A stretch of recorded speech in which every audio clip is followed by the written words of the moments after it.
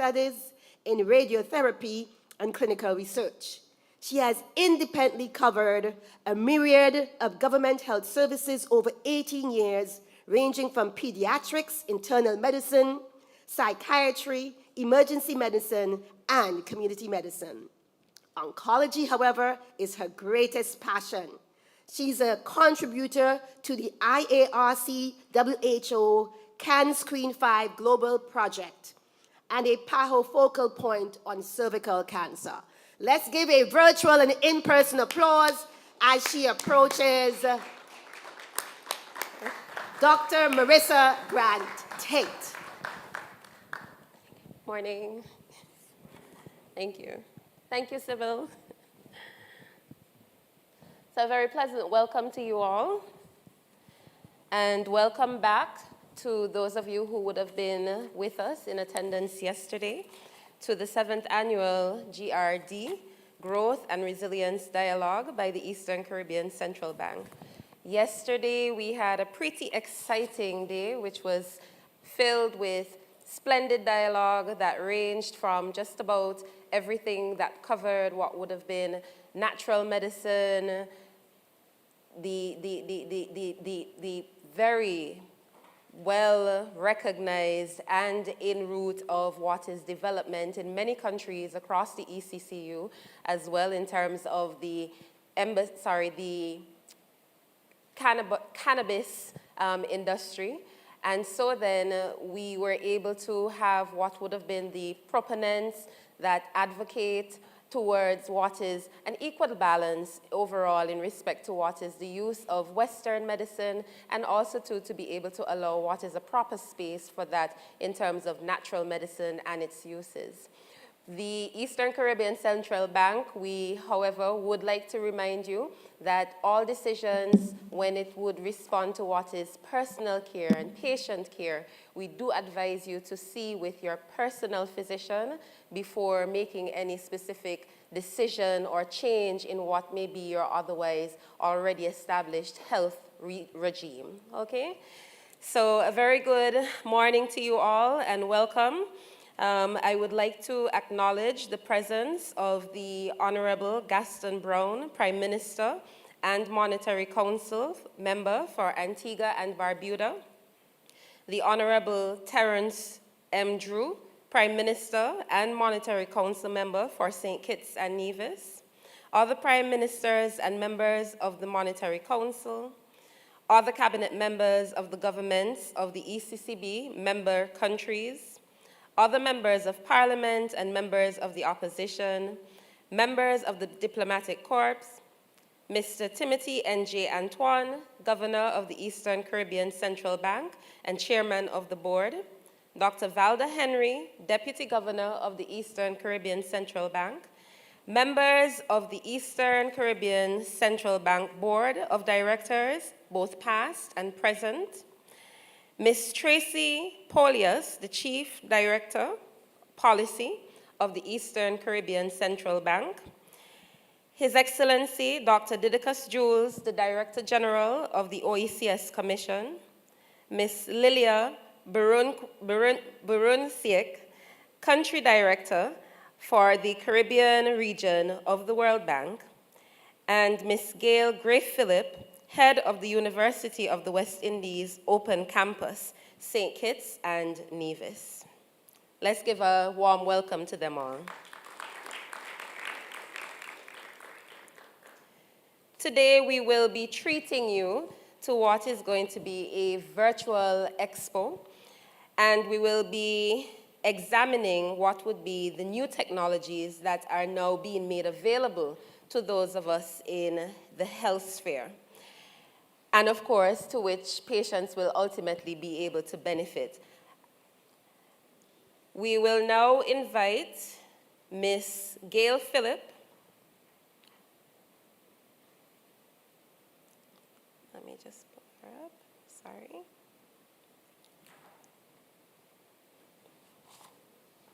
Looking for the bio. Okay. We will now invite Ms. Gail Phillip I'm sorry, I'm trying to find your bio. For some strange reason, it hasn't appeared as yet. Let me just pull it up. Scale.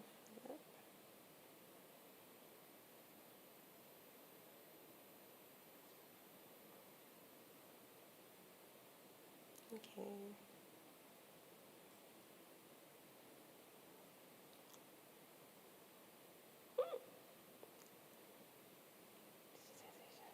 Tuesday.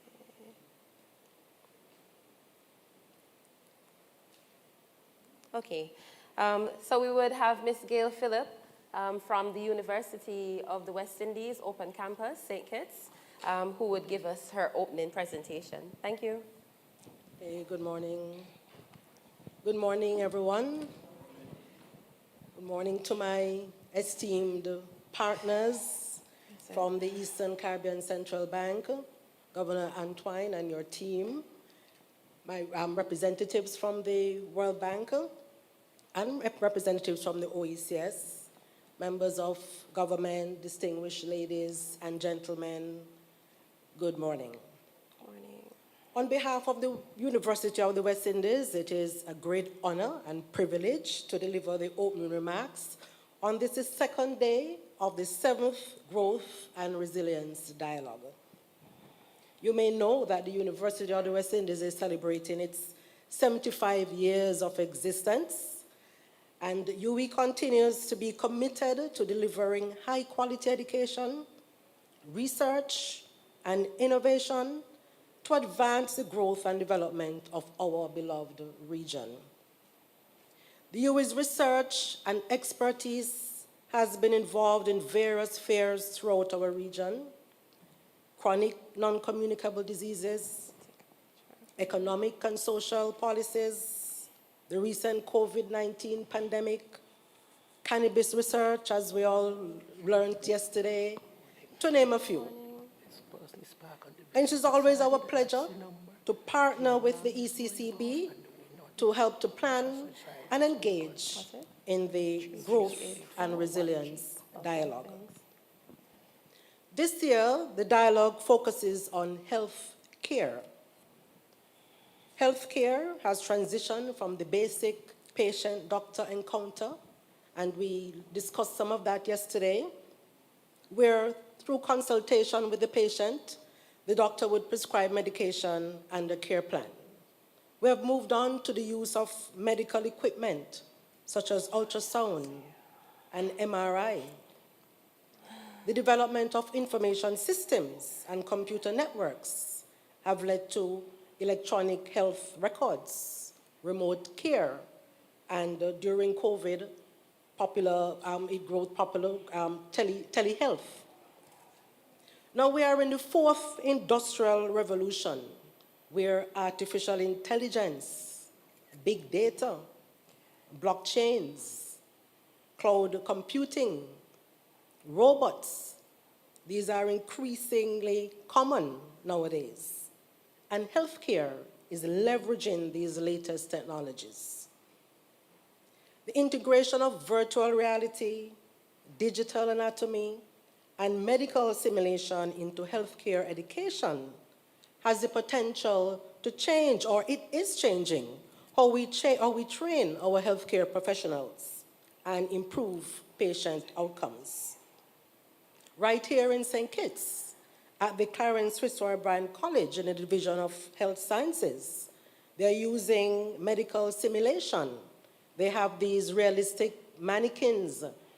They're called Sim Baby, Sim Mom, Sim Man, and Sim Annie, that the students or the lecturers are using to mimic various scenarios in recognizing and responding to critically ill patients.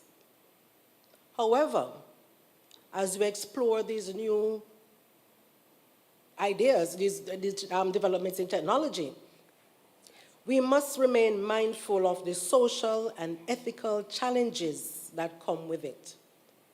Cost effectiveness, security, affordability.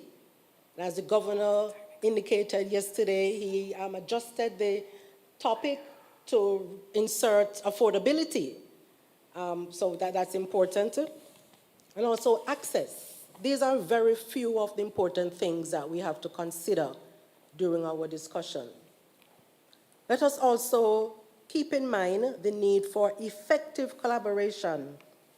And again, the Prime Minister and the Governor mentioned that the need for effective collaboration. And don't forget, we need to build robust healthcare systems that can withstand the ever-changing landscape of the world and, of course, our region. Let's continue to embrace traditional medicine while we maximize the use of technology and explore new opportunities to provide affordable and excellent healthcare to our communities. I look forward to today's discussion, and I trust that as partners, we will continue to work together to transform our region. Thank you for listening. Dr. Grant Tate, over to you. Okay.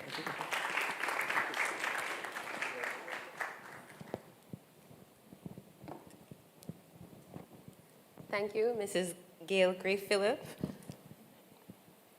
head of the University of the West Indies, Open Campus, St. Kitts and Nevis, for those remarks.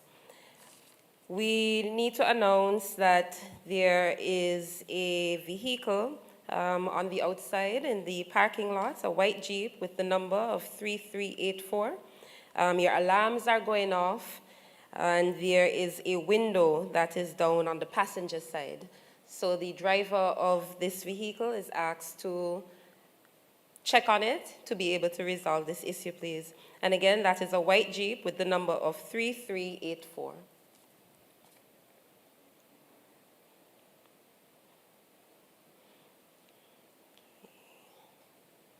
So today we have what is a very highly interactive, technology-focused event geared up for you.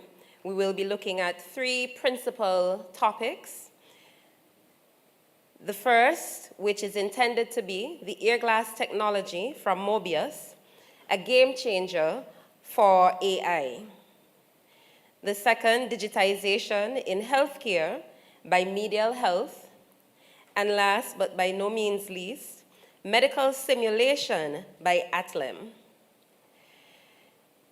Each company will be represented by a group or a specific individual, and they will be going through their specific presentation, their individual presentations.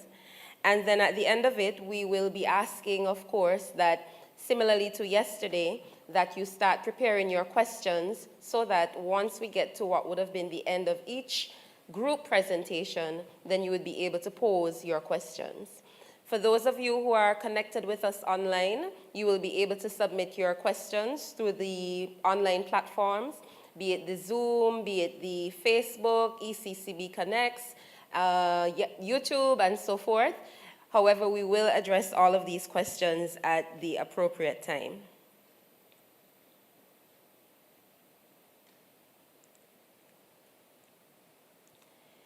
So we'll go straight into our first presentation for today. And this is by Mobius. Mobius USA. Introduction of the company and the associated technology that will be showcased. We will be having what is going to be a demo of a virtual reality in ear glass, the game changer. And this will be presented by Richie Etwaru, the Chair and Chief Creative Officer of Mobius USA.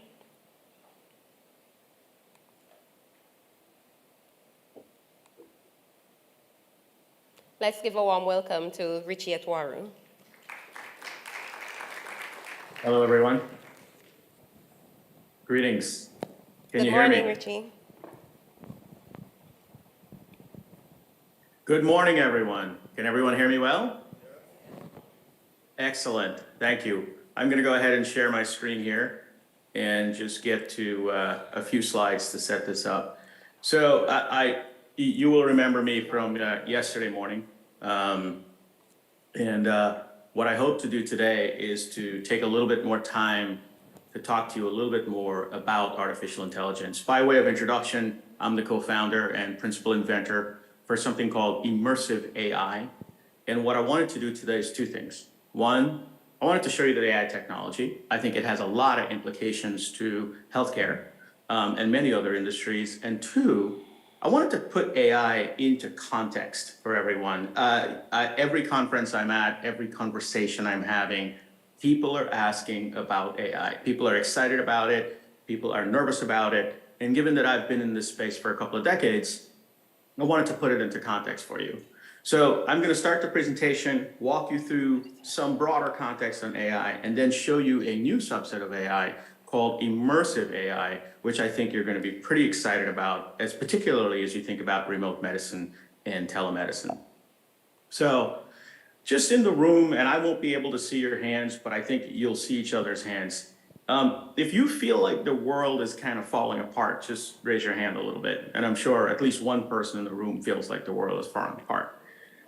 What's also interesting is if I asked you if you're excited about the future and think about these two things together, you're probably also excited about the future. You feel like the world is in complete shambles, but you're excited about the future at the same time.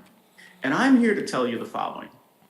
When you feel like the entire world is falling apart and you're also simultaneously excited about the future, we're usually sitting on a massive opportunity. And I want to introduce that opportunity to you today. I see evidence in my work for what I call the Goldilocks conditions that will trigger a transition of the human existence fundamentally over the next few decades. Now, that's a simple statement, but it should have massive implications. Transition to human existence fundamentally. Here's what I'm talking about. If you remember Peter Drucker said, we will have manual workers, right? And everybody knows manual workers are based on muscle and physical strength and physical mediums. And you know, my grandparents were manual workers. My grandfather worked in a sugar factory. My other grandfather was a welder. Manual workers. And Peter Drucker said, we're going to go from manual workers to digital workers over the next couple of years, to knowledge workers. And knowledge workers are based on memory, specific expertise, information mediums, those types of things. And this changed massively. It changed everything about the human existence. Simple things like it changed what you wear to work. If you were a manual worker, you have to wear a certain kind of shoe. If you're a knowledge worker, you have the luxury of wearing a different kind of shoe. It changed how we were paid, whether it was manual workers were paid, on Friday afternoons, right? At the sugar factory on Friday afternoon, you'll get your paycheck. Knowledge workers are paid bi-monthly on salary. It changed whether you could take credit. It changed the management architecture and infrastructure. It changed the types of tools and technology. It changed the family. It changed the household. It changed education radically. Now, when the idea first arrived that we were going to go from manual workers to knowledge workers, it wasn't something that people were excited about. I'll tell you, my grandfather, I had a really difficult conversation with him. I was supposed to go into welding. Like I was supposed to learn a craft because, that's how they found work. And I took computer science instead, and here I am as a knowledge worker. It was very nerve-wracking for our grandparents to think about what's going to happen. How are these kids going to find jobs in the future if there's no manual work left? Well, I'm here to tell you that the same thing is about to happen. We're about to go from knowledge workers to what I call visionary workers. And visionary workers are different from knowledge workers in a certain way. Visionary work is based on one's imagination. Visionary work is not based on a single expertise, but a broad expertise. Visionary work is not based on an information medium, but a creative medium. And I believe that this is what AI is going to do to the workforce. We're going to go from knowledge workers, where you have to use rote memory to remember specific things, to go to visionary workers, where you have to be more creative. And I want to unpack this for us today so that everybody kind of gets a place in their heart and in their minds where they could put this stuff and then start to take advantage of it. So if we unpack it, if we take a look at what happened there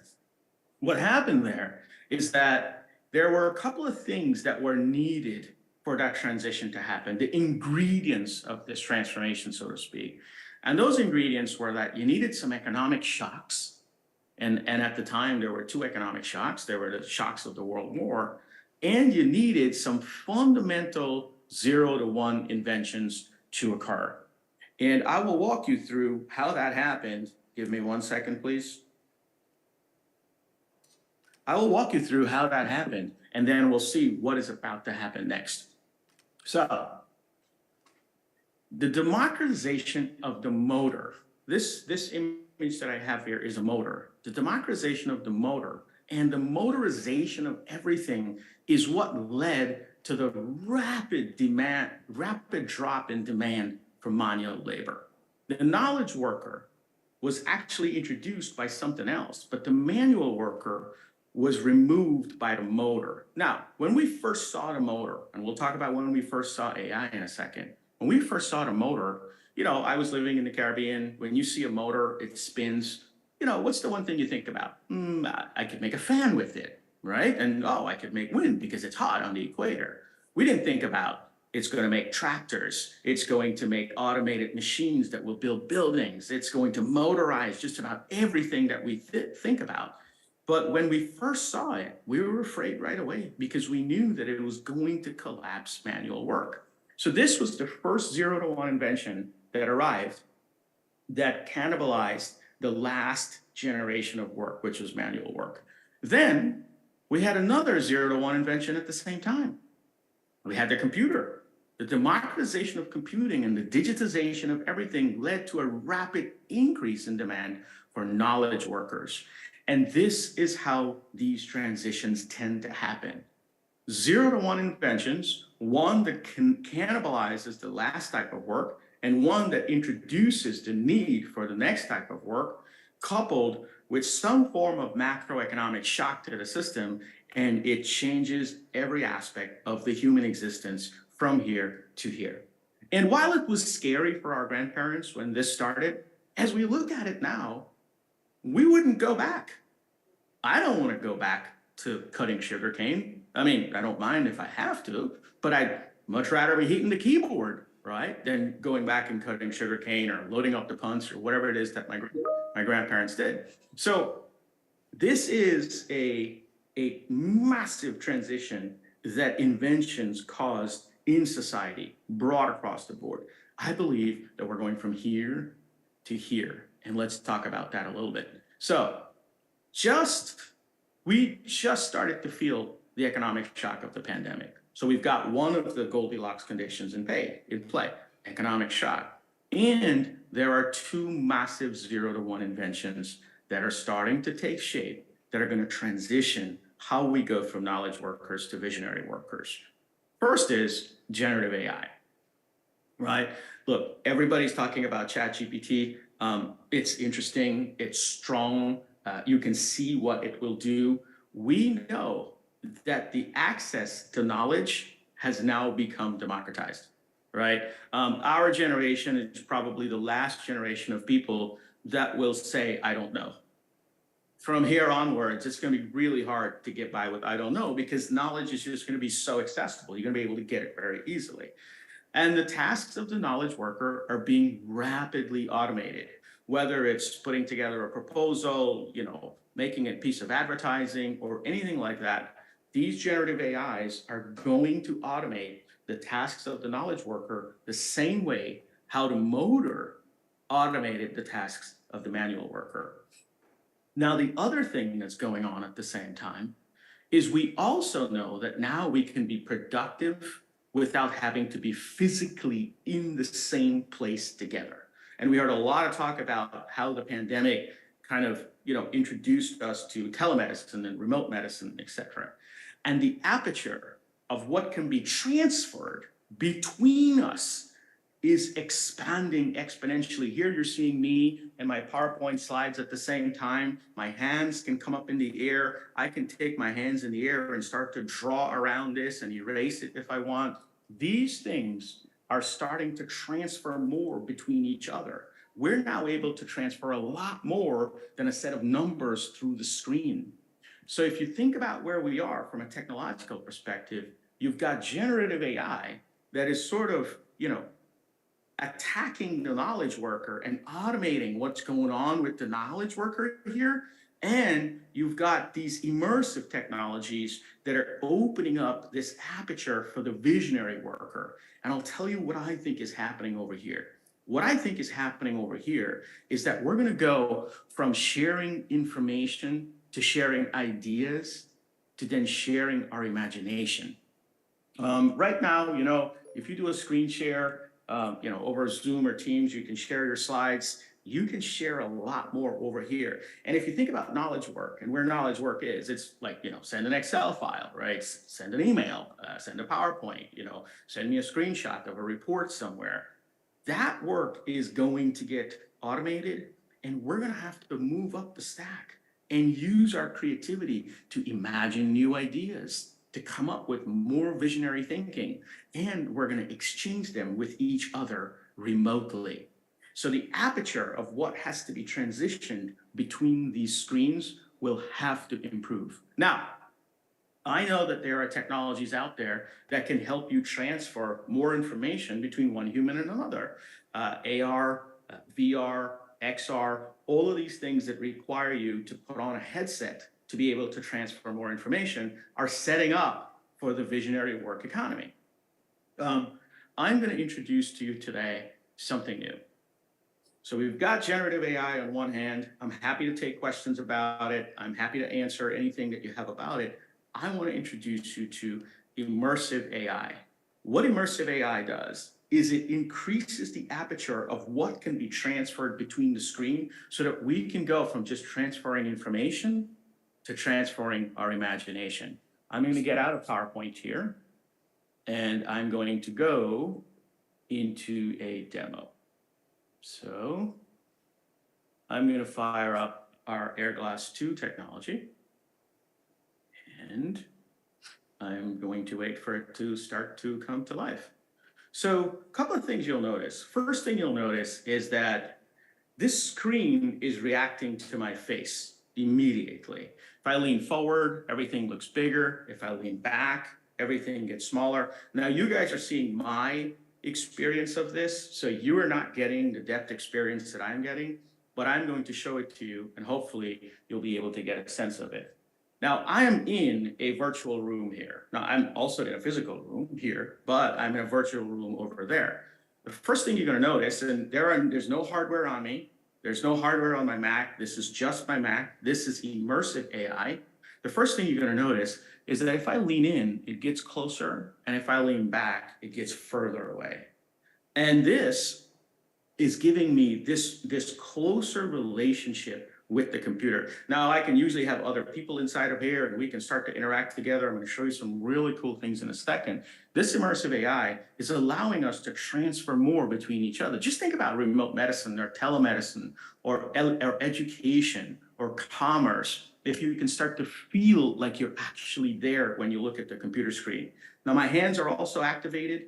As you saw before, I can, draw in the air with my hands. I'm just using my fingers here to draw in the air. This is computer vision AI and natural language processing used with machine learning and the natural user interface to create this. If I lean in, the ink is there. If I lean to the side, you'll notice that I kind of drew into the depth with the technology. Now my hands are also activated. Let me turn up the volume here. This is playing some random guitar notes as I hit each of the sides of this thing.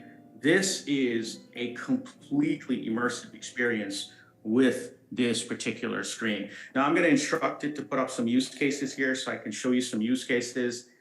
Just as I pull up these showcases of different use cases, whether it's collaboration now, that's more immersive and interactive, hospitality, I'll show you something really cool in healthcare, entertainment, education showcase, you can notice that as my hand moves around, I have the experience of hovering over these things on the screen without using the mouse or the keyboard. So from a collaboration perspective, let me just pull up a collaboration example. Here I am in a simple room. I'll just pull down the video here so you can see this. This is just a three-dimensional room that I'm looking around, right? I'm going to instruct it to pull up my slides in here. Let's say I was doing my slide presentation in here. Same thing. As I move my hands around, I can now start to interact with these objects. I can transfer more meaning over the screen as opposed to just sharing an Excel file. If I want to actually bring this slide to life, I make a fist, you'll notice that the slide went green, and I pull my fist forward, and it pulls the slide forward for me. I'll show you that again. I'll grab it, push it back, open here, grab it, pull it forward, full Minority Report, right? Now I can lean in and focus on it. You can see what I'm looking at. If I want to change the slides, I put my hands up, make a fist and open it. The slide will change. If I want to swipe in the air, I put my hands on the side and boom, right? Changes the slide. I can draw in here. This is new immersive AI technology that has been built to increase the aperture of what we can transfer between each other on these screens. Let me show you a healthcare example. So this is a regular lab inside, right? Something looks like a futuristic healthcare lab. Here we've integrated not just the room and the objects, but data. So up here, this is a Salesforce CRM record. Imagine a sales rep and a doctor having a conversation about a drug now. And so the sales rep's on one side, the doctor's on the other side. I'm the only one in here right now. You know, I grab the CRM record, I pull it up, there it is. I can look in, you can see me and the record at the same time. Maybe I want to talk about the drug. I put my hand and I swipe to the side and the drug shows up. Or, you know, maybe I want to pull up the molecule structure, or maybe this is something about a heart. This is a 3D model of a beating heart that's here in the air in front of me. I can grab my hands and spin this heart as I see fit. I'm just holding the heart in the air. You can see my fist there. I'm opening it. I can lean in and look into that artery if that's what I'm interested in, and do things like that. Let me show you one more example. Maybe I'll show you a showcase in entertainment. Let me go to a showcase. For those in the room who like bags, right? This is a bag. I can put my hands up in the air and spin it around as I see fit. I can put two hands up in the air and start to turn my perspective. You guys are getting a good reflection now of what I'm seeing here in the air. Imagine in the future how our kids are going to exchange information with each other. They're not just going to share Excel files and share PowerPoint files. This is something we're working on with an airline. I'm using my hands to just spin this engine in the air. I can open it, I can lean forward, I can look into things. This is where we see the future of work going. I want to show you this entertainment example. Anybody here who has kids, this is a scene from Finding Nemo. I'm going to turn on my reflector so you can see what I'm actually doing here. This is a scene from the movie that's playing on my Mac. There's no hardware on my Mac. This is just immersive AI. And if I lean in, I can see the fishes as they're swimming. If I lean out, I can see them move away. If I put my hands up in the air, I can spin the perspective of this movie of what I'm actually seeing at the same time. I can zoom out a little bit, see a little bit more of the ocean, zoom in a little bit, see a little bit more of that, use my head. I'm going to find, there's Nemo right there. Boom. Okay. You can plot flight paths in here. So if I lean to the side, for example, and I lean forward, what I'm on now is on a flight path in this movie. You'll notice that it's spinning without me moving my head. I'll put my hands up in the air and I'm going to start to draw in the air in 3D, in this 3D movie while it's actually playing, to show you the power of this immersive AI technology. Now think about teaching calculus with this type of technology, where you can engage with the formula with your hands and students can change the variables on the other side. Think about remote education. Think about remote healthcare. Think about e-commerce on a website. This runs on webs, runs on apps, and runs on media at the same time. Here now I'm going to take my hands and just spin this entire environment. So I just drew inside of a 3D movie while it was playing. Now, you're not going to sell more goldfishes with this, but I just wanted to show you the power of the technology. So I will get out of here and I will go back to my slides for a second. And I'll go back one slide. Welcome back to the present. This is what I think is happening with AI. Thank you. Thank you. This is what I think is happening with AI.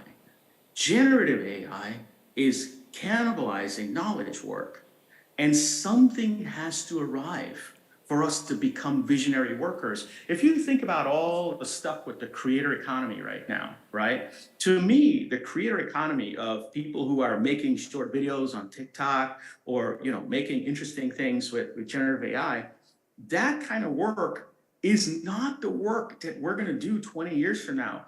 I'm going to be able to go, hey, I have an idea, and I'm going to be able to send my imagination of that idea through this screen with something, and you're going to engage with it and go, I see exactly your idea, Richie. What we're doing today with the creator economy is equivalent to what we started to do when there was typing school, right? When you had to learn how to operate the typewriter and the keyboard at the beginning of knowledge work.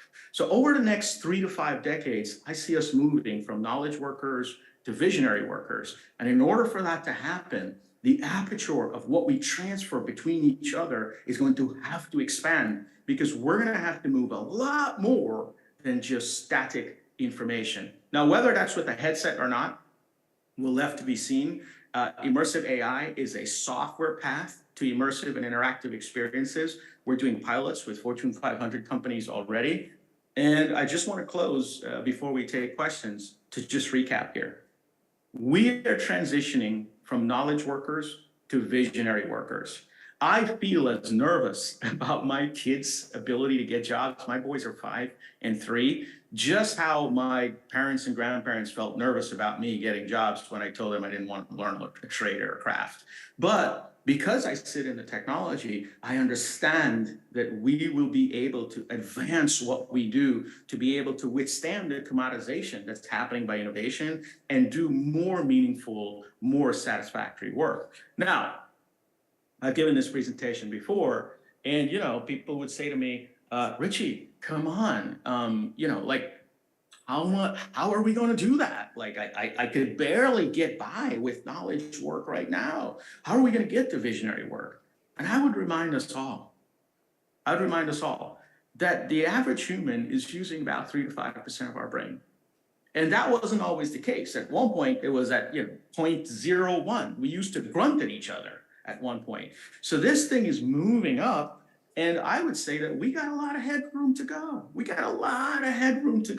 I think that the human species is just starting to understand how the brain even works. And I think that we're going to be able to move up this stack, and we're going to be able to become the visionary workers that we're going to have to be in the new economy to come. We're transitioning from sharing information to sharing our imagination. And as we think about technology, I believe that we have to understand that this technological change that's coming is not sudden. We're not the unlucky generation, right, that are suddenly having to be burdened with this. This was constant. We have been increasing the aperture of what we can share with each other for a long time. At one point, the main way you could share information was through a mailbox, right, and telegrams. So that aperture has been increasing and increasing and increasing, and I see it happening. I think we're going to transition from information technology to imagination technology. So that wraps up my presentation. I hope that this gives you guys a point of view around AI, how to put it in context of the future of work and culture, how to feel a little bit more settled, the nervousness that we feel as we start the beginning of this transition and we realize that the future is going to be dramatically different. And more importantly, how can we take advantage of it, whether as a community, as an individual, or as a country, to make sure that, especially in areas like the Caribbean, we have the opportunity to leapfrog. And if you think about education, for example, education is going to have to change fundamentally. Education is just catching up to preparing us for knowledge workers. Education is going to have to change again to prepare us for visionary workers. And I think in the Caribbean, we have an opportunity to leapfrog. Thank you very much. I'll take your questions now.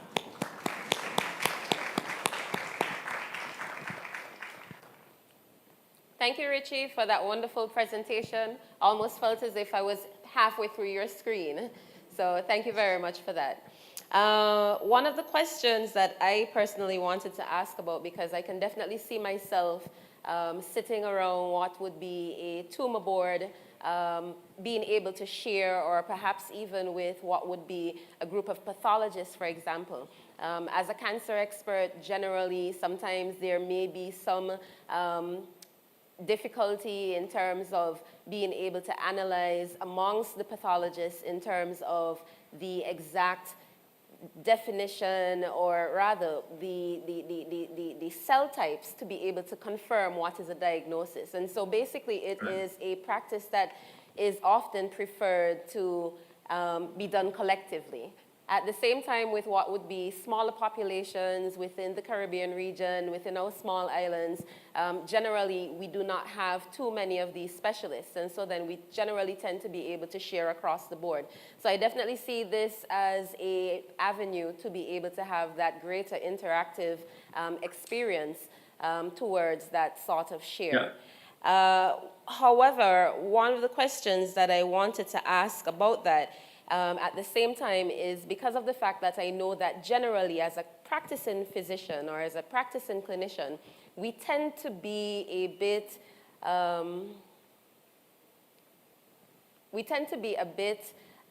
reluctant in terms of learning what may be a new tech area. Yeah. And so then I don't know if you could perhaps try and let us know, is this something that is relatively easy for us to be able to use? Is this something that we're going to have to go to med school all over again, basically, to be able to start to learn how we should be able to operate this? How would you be able to get what would be practicing clinicians into what is this, this venture? So it is by far the most loaded question on the topic. So thank you for opening with that. So three different perspectives. One is when we set out on this journey, what we were trying to do is to figure out whether we could build more immersive experiences on the people, process, and technology that we already have, right? And I'm lucky to, I'm privileged to say that we've been able to figure out the software and the AI to make sure that the same people can use this, the same processes, the same technology. You don't need a new headset or new types of content or anything like that. Anything that you built as an app or a web can now become immersive and interactive. Interactive AI has three components. It has computer vision, which is what's allowing it to sense my body and my interactive intention, et cetera. It uses machine learning, which, learned that this is a hand, right? And that this means something else versus this, right? And it uses what is called the natural user interface. So you were seeing me do things like swipe, right? Or grab and push, or hold and pull. These are very natural things to learn. So we're trying to make sure that the technology is not a burden to learn. That's point number one.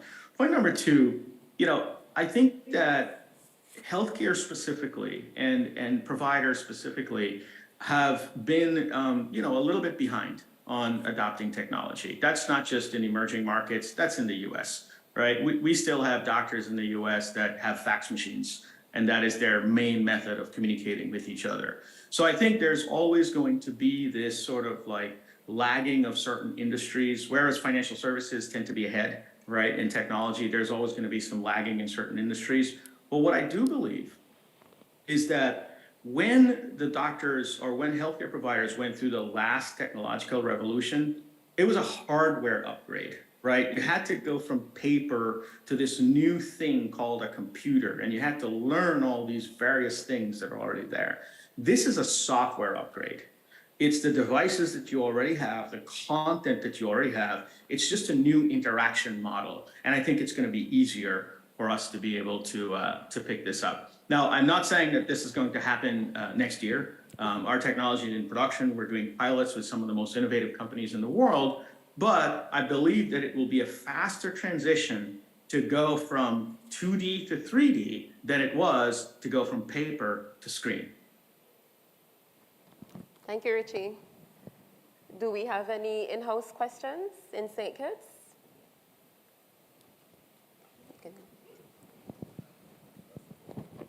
So we saw the collapse of Meta, right? Well, not the collapse, but he kind of shuttered his whole VR situation this year or late last year. Now, someone with the money that Mark Zuckerberg has, And looking at the presentation that I just saw, I was blown away. So I'm certain he has a similar, level of slickness to what he would have been preparing to show us, right? So why would he shutter his? Like, why was Facebook not able to make that leap, even within their own business, to keep that going until the rest of the world caught up? So how do you see that impacting what you're trying to do with the world? I'm going to make a joke. I'm going to make a joke to answer the question first, and then I'll answer it seriously, because he went to Harvard and I went to the University of Guyana. Yeah, I love that. I love that. I love that. All right. So just sorry. Caribbean mathematics is serious, man. Okay. So look, first of all, I think that Mark's a very smart person and, obviously very successful. You can look at other times in history where someone was trying to achieve something one way, and then somebody else came around and achieved it in a completely different way. I'm not saying that the headsets don't matter. Look, if you're looking for a really deep, immersive experience, Bob Marley or Michael Jackson are coming back to perform virtually, and you really want to be there in the concert, and you want to stick this thing on your head for an hour to really enjoy that experience, I still think that those routes to immersion and interactivity matter. I think so. But I believe they're going to be episodic, and I don't think that everybody is going to consume them. However, if you're just buying a new motorcycle on a website and you just want to spin that thing around and you want to look around it and engage with your hands, you're not going to put on a headset for that. Or if you're going to school remotely and the teacher is teaching with immersive and interactive tools so that now you can have a tactile experience to the dichotomy of education, you're not going to stick on a headset for 8 hours a day.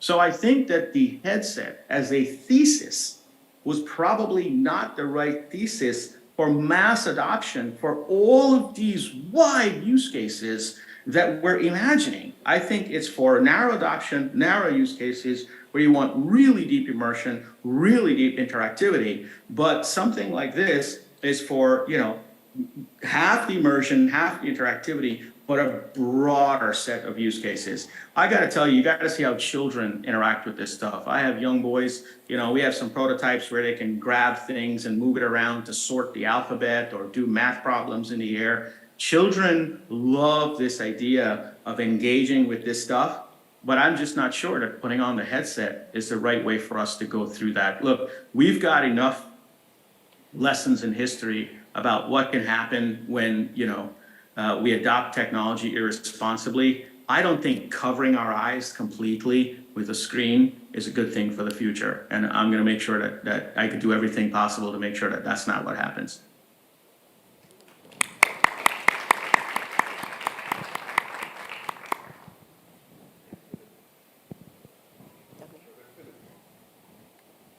Thank you, Richie. We have another question.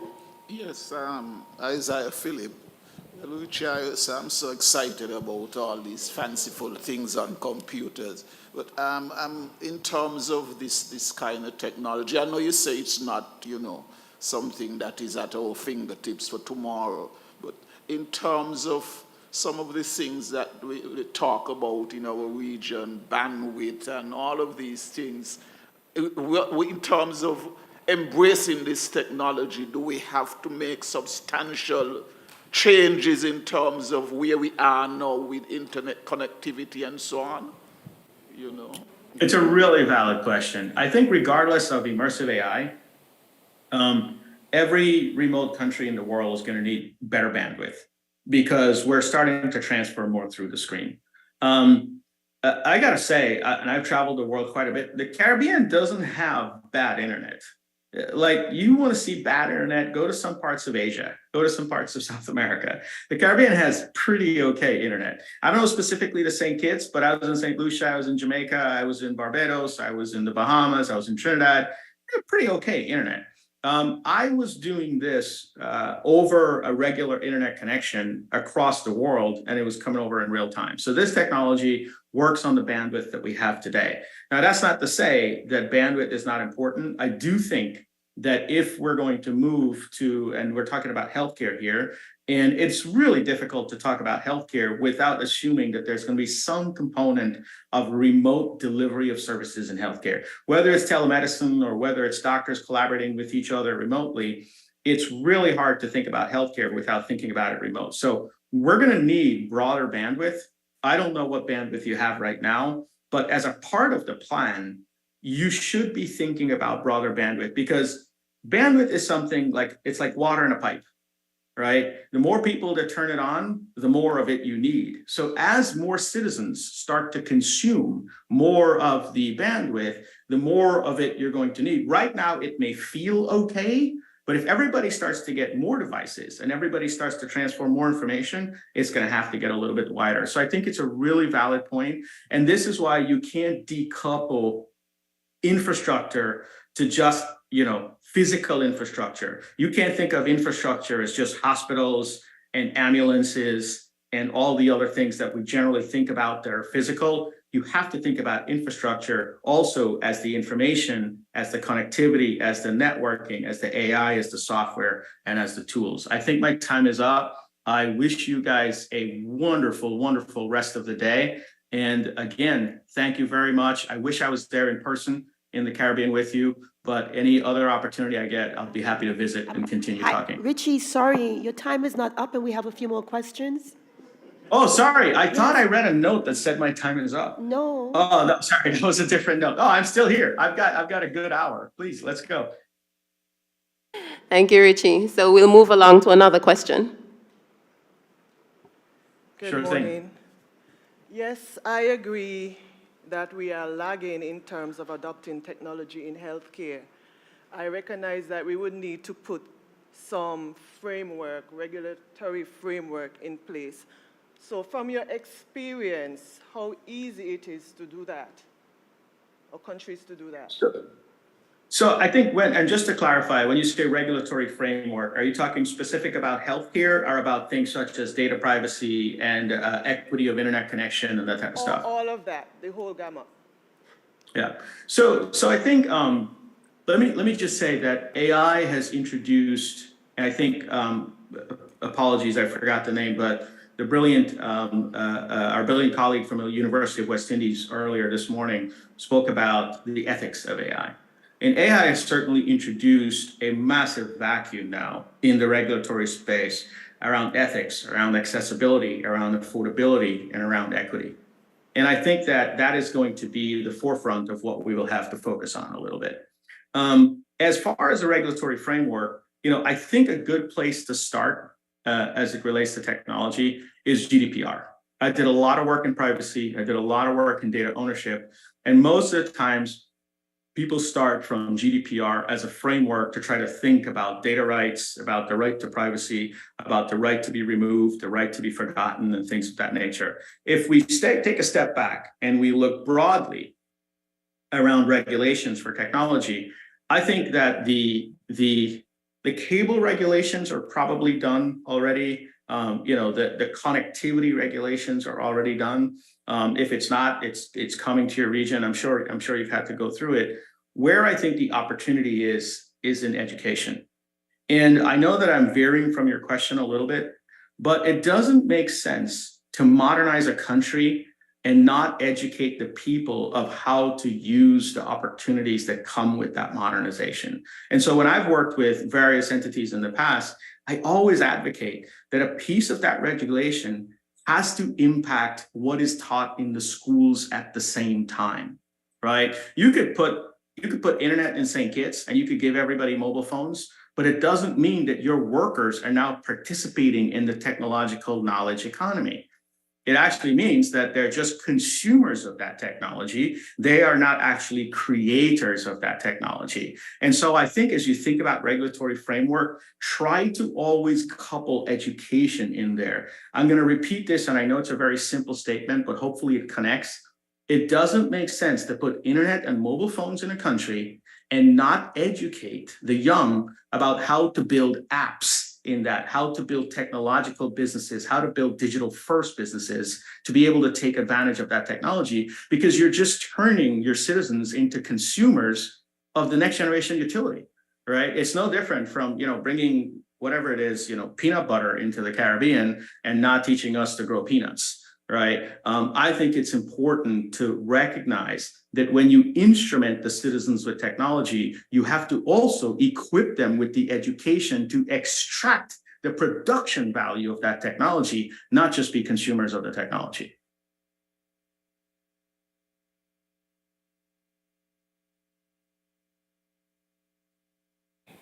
We have another question from St. Kitts.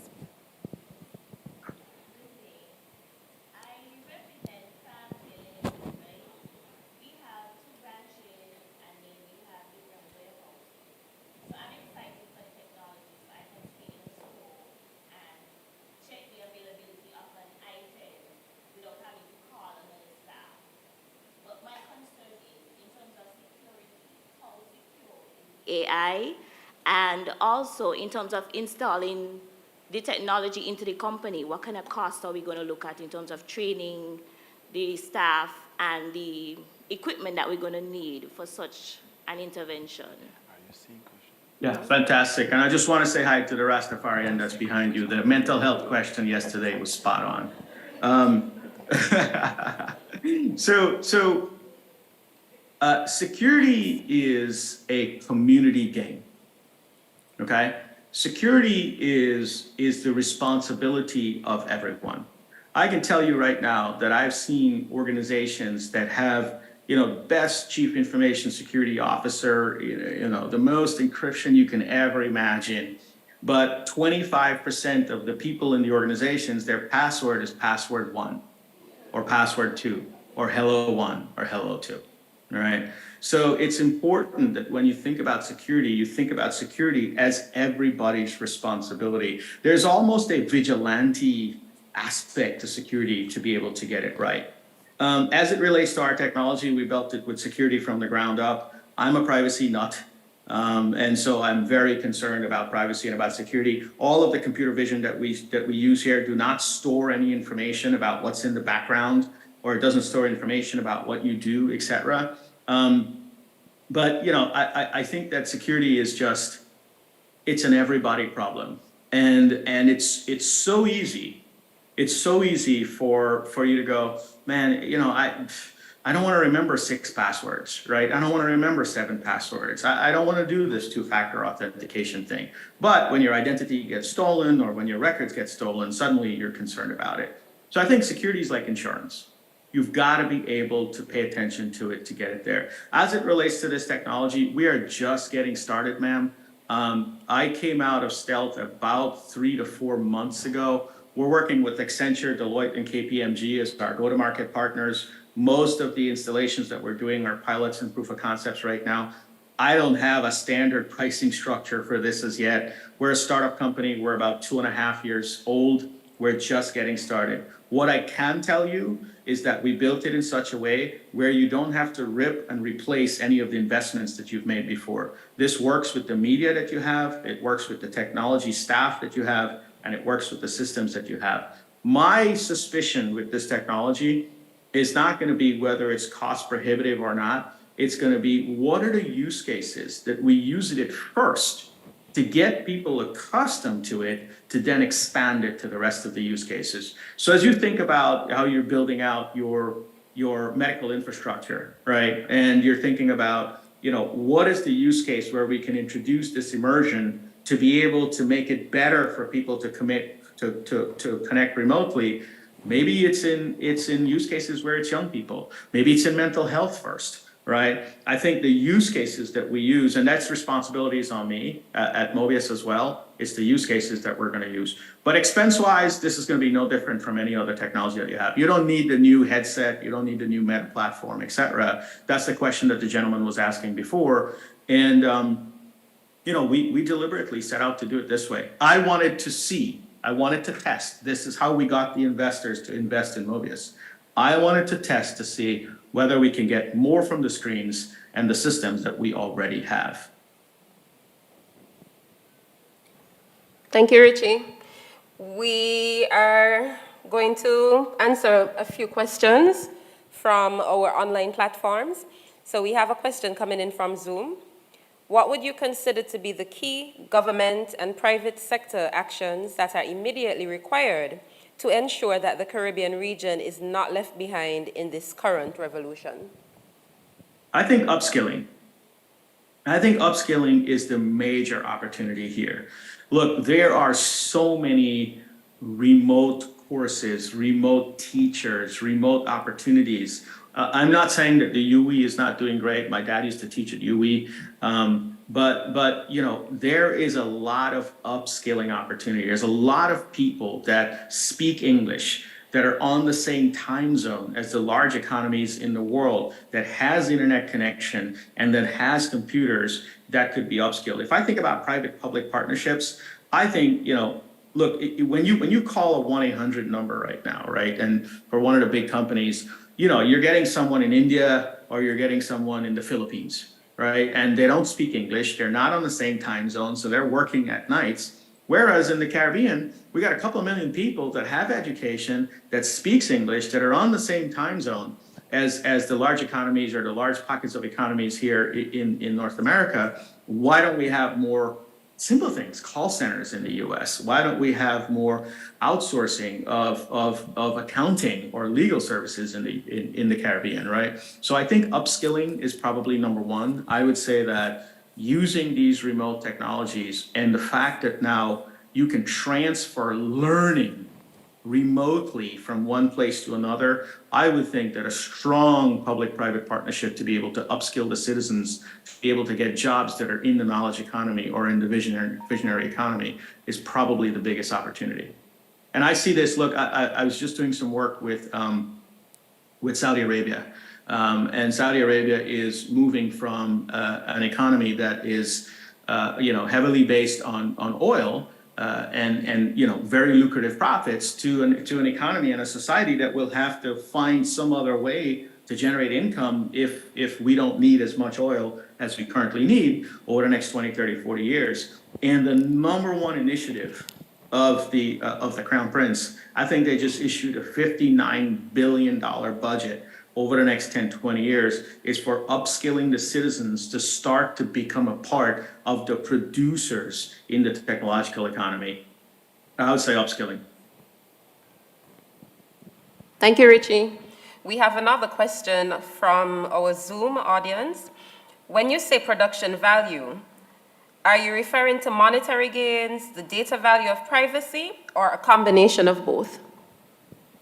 So a combination of both, and I'll answer both. Look, where was I? I think I was in Jamaica and talking to some high school children, right? And you know, they're downloading Google software and writing an app to do something else, right?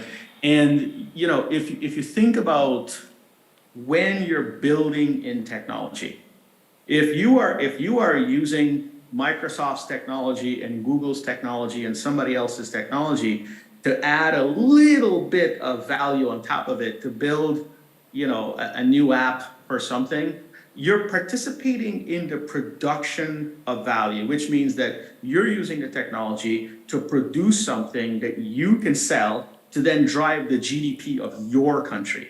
Whereas if you have access to the technology, to the endpoint through a mobile phone and a computer, and you're paying for apps all the time, you're actually net exporting GDP from your country.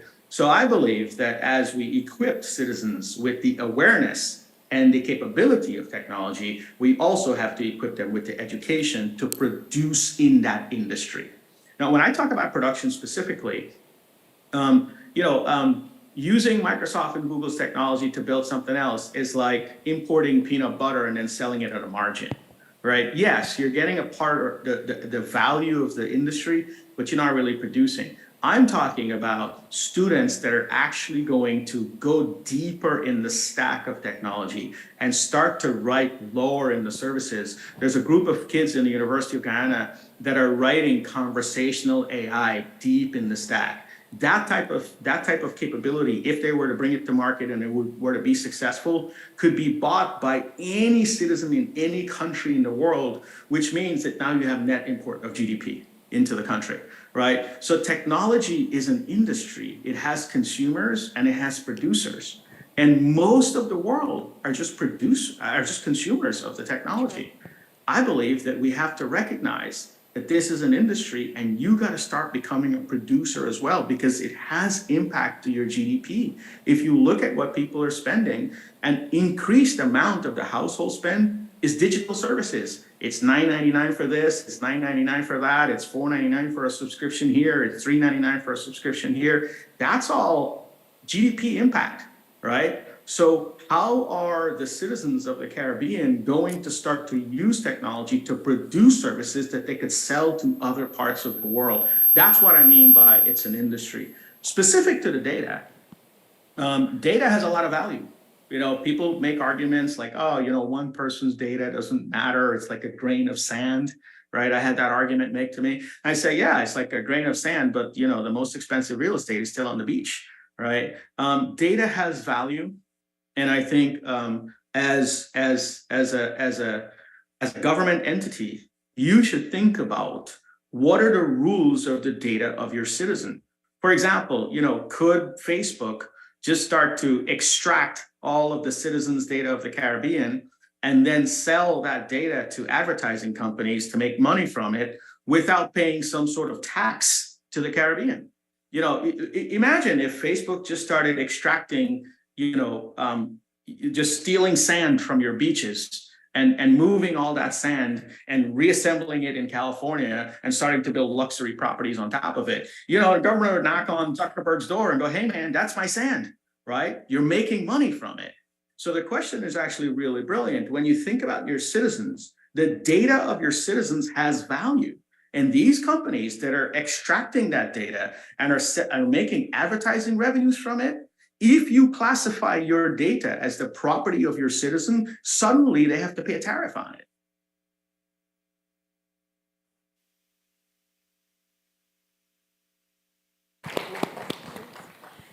Thank you, Richie. So Richie, you're from the Caribbean, and you know that generally we have most parents, if not perhaps all, they would be gearing their children or encouraging children in their homes to pursue what we would refer to as the traditional careers. So basically then parents, you know, whether it is that they want you to be a doctor or they want you to become a lawyer or whatever the case is, what would you say to calm the concerns of anxious parents whose children would be looking or are hopeful to be able to pursue career paths along the lines of innovation, technology innovation, and more specifically, AI? I think speed is what's important, right? Look, when our parents and grandparents were thinking about this, you know, they saw it coming, but they didn't realize how fast it was going to happen, right? I think to those parents who are still believing that maybe my kids should take the safer path, right, and go through, you know, doctor, lawyer, accountant type path, I would say to them to think about speed of innovation. In the technological realm, things happen a lot faster than it happened in the analog realm. This fourth industrial revolution is probably going to come at us 2x faster than the third industrial revolution came at us. So technology by definition moves faster. Secondly, you know, I have a colleague from LinkedIn that used a slide the other day. Like, if you think about things like Uber drivers, data scientists, influencers, creator economies, prompt engineers, you know, there was like a list of 13 things, Airbnb renters, all sorts of stuff. And you say, what's common with all of those things? What's common with all of those things is they didn't exist 15 years ago. So there are a lot of jobs that are being created in the modern economy where people are extracting production value from technology that is way outside the bounds of lawyers and doctors and everything else. So I would say, think about the time, it's going to happen faster, and look at the evidence. There are actually new jobs. There are hundreds of thousands of people who are doing things like data scientists, and those jobs didn't exist 10, 15 years ago. So it's not just that it's moving faster, the evidence is there. Thank you, Richie. So we have one final question, and we'll take that from the Zoom audience. People are already using AI for criminal and other illicit activities. Work is ongoing to mitigate, is any work ongoing to mitigate the negative side of this? There is. So there are also people who are using AI to solve cybercrime. There are also people who are using AI to help with cybersecurity. There are also people who are using AI to advance ethics and remove bias. So as with every new invention, whether it's atomic physics to, motorization or computers or artificial intelligence, there's always going to be people who are going to use it for good and use it for bad. I know many initiatives where people are starting to use AI for good. To put this question into context, there's been a large, I think there was a large call for a pause on AI and a moratorium of AI. And, Musk signed the document and a whole bunch of people signed the document. I don't think that makes sense for a couple of reasons. First of all, you can't really govern it. Okay, it's not like atomic fission where you can use radar sensors to figure out where someone's doing something weird somewhere in a factory. Any 16-year-old with a server and access to AWS and a couple of $100 could be spinning up algorithms and starting to learn how to do different things. So it's not possible to pause it. Humanity is already pregnant with AI, and we're way past the abortion timeframes, right? The genie is already out of the bottle. Instead of us trying to shove the genie back in the bottle, what we should be doing is trying to figure out what are the 3 wishes that we want to ask the genie for. That's how I think we should think about AI. The second thing I'll say is even if we were to pause it, guess what's going to happen? The good people, the good actors are going to pause, but the bad actors are not going to pause.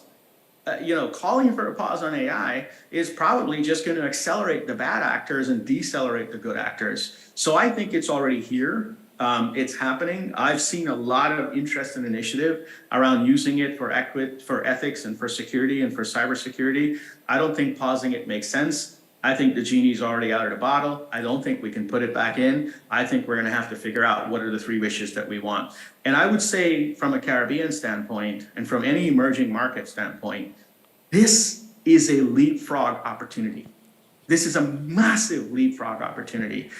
Think about it. A couple of hundred people in the Caribbean just saw the future 3 months after it was made available.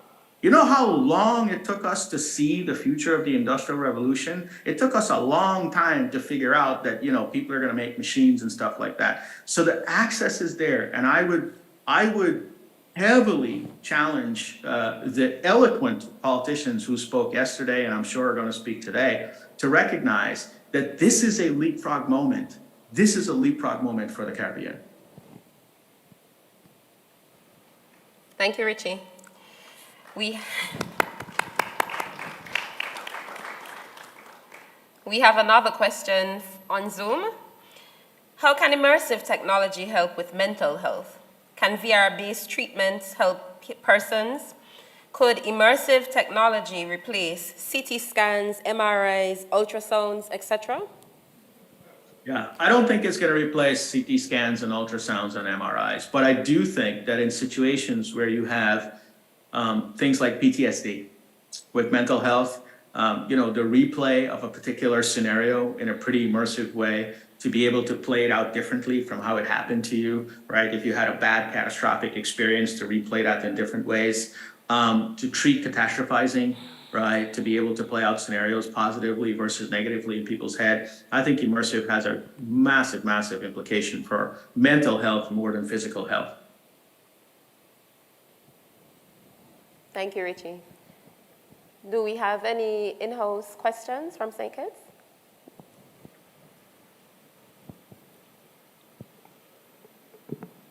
Hi, good morning.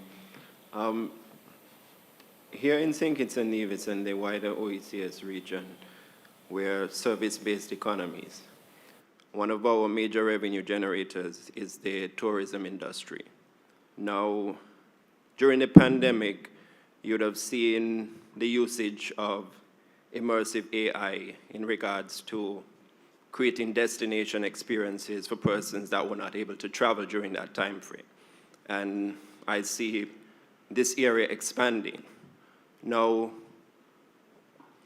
what are your thoughts on the impact of immersive AI in our tourism industry and other major sectoral drivers in terms of disrupting the status quo at the national levels? You know, is it something that you think can be very beneficial? Do you see it replacing our mode 2 application of our tourism services? So basically consumption abroad, where we have persons coming in to buy our services and our products, and the number of jobs that are actually created for the service providers here in the Federation and the wider OECS region. So I'm just curious as to what are your thoughts in terms of this immersive AI and its impact on industries in our small economies here within the OECS region. I mean, I know in your presentation you spoke about the transitions from manual workers to knowledge workers, and I guess we'll see similar aspects with regards to the visionary workers, but just in terms of any perspectives or thought processes that you can give as we we see the emergence of this particular type of technology, particularly within our Caribbean context. Yeah. So I'll be the first to tell you that there is nothing like sand, sunshine, and a Carib in your hand. Okay? No immersive technology is going to replace the feeling of being on vacation. But what I think is interesting is what part of the spend and the supply chain can you take advantage of and bring back to you as you currently are as an economy? And let me dissect that for a second. And I was having this conversation with forgot the name of the gentleman who runs Sandals now. It's the son of the father. The service industry is largely suffering from a 20% problem, and that is, you know, if you've got a hotel or you've got a resort right now, what's happening is consumers go to that hotel, they go to a resort, they look at everything that you have on there, they look at all your pictures, they look at everything else, and as soon as they decide that they're going to go to St. Kitts or the Bahamas or Bermuda or whatever the case is, they switch over to TripAdvisor or Expedia, and they go look for your hotel there. And while you were the hotel that trapped them with your advertising and your brand to be able to go to that island, they go to one of those things and you lose the sale completely because they end up finding a different hotel that has a different price. Or even if they book your hotel while you trap them on your website, the fact that they book through Expedia, you got to give Expedia 20% of the cost because Expedia now argues that they're the ones who brought you the sale, right? So I think that when you think about the entire journey of how people engage with tourism, if the website of the hotel itself had human presence in it, and it had a more immersive experience, and the concierge or the person who's booking the kite surfing or the person who's booking the canoeing could be there in your website to be able to engage with that potential customer, and you can make sure that you can close the deal because you hook them with your brand and your advertising, and you're not losing them in the last mile to Expedia or TripAdvisor. I think that's a massive opportunity for immersive. Right? It's a way to actually stabilize that. Now, I recognize that the posture of my answer is from the perspective of the hotel owners, who most of the hotels are not owned by Caribbean people, right? So the question that you're asking was probably more catered towards the staff that works in the service industry on the islands and how those staff might be disrupted. I don't have a good answer for that. I haven't thought through that problem. But I'd be happy to follow up with you offline and think about whether it's a threat or it's an opportunity. And it would be weird if I had an answer for every question, right? So Richie, will give you a minute so that you can give us your closing remarks. Well, first of all, I want to congratulate the entire team that has put this together, from the governor down. These conversations are very important. Change starts with conversation. And just having the conversation. I got to tell you, I'm actually kind of emotional because I've been doing this all across the world. And when I see it happening in the Caribbean, it hits me right in the heart. So I just congratulations on starting the conversation. Change starts with conversation. And this is a great, great, great first step. Congratulations.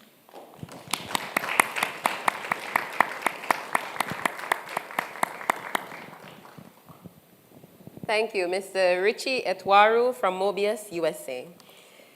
We will move right into our next presentation, which is that on digitization in healthcare by Mr. Stephen Felix of Medial Health.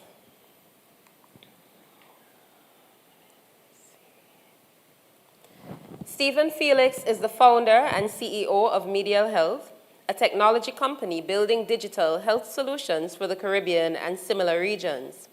Medial Health's mission is to make healthcare more efficient. Before starting Medial Health, Stephen served as vice president in the technology division of Goldman Sachs headquarters in New York City, a world leader in financial services. During his tenure of nearly a decade, Mr. Felix built and led multiple teams and technical projects covering cybersecurity, compliance, and investment research. Ladies and gentlemen, let's give a warm welcome to Mr. Felix, Stephen Felix.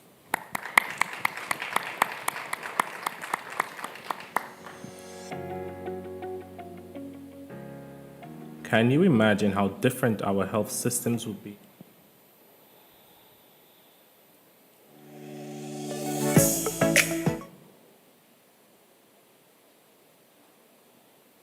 Hello, good morning. Can everybody hear me?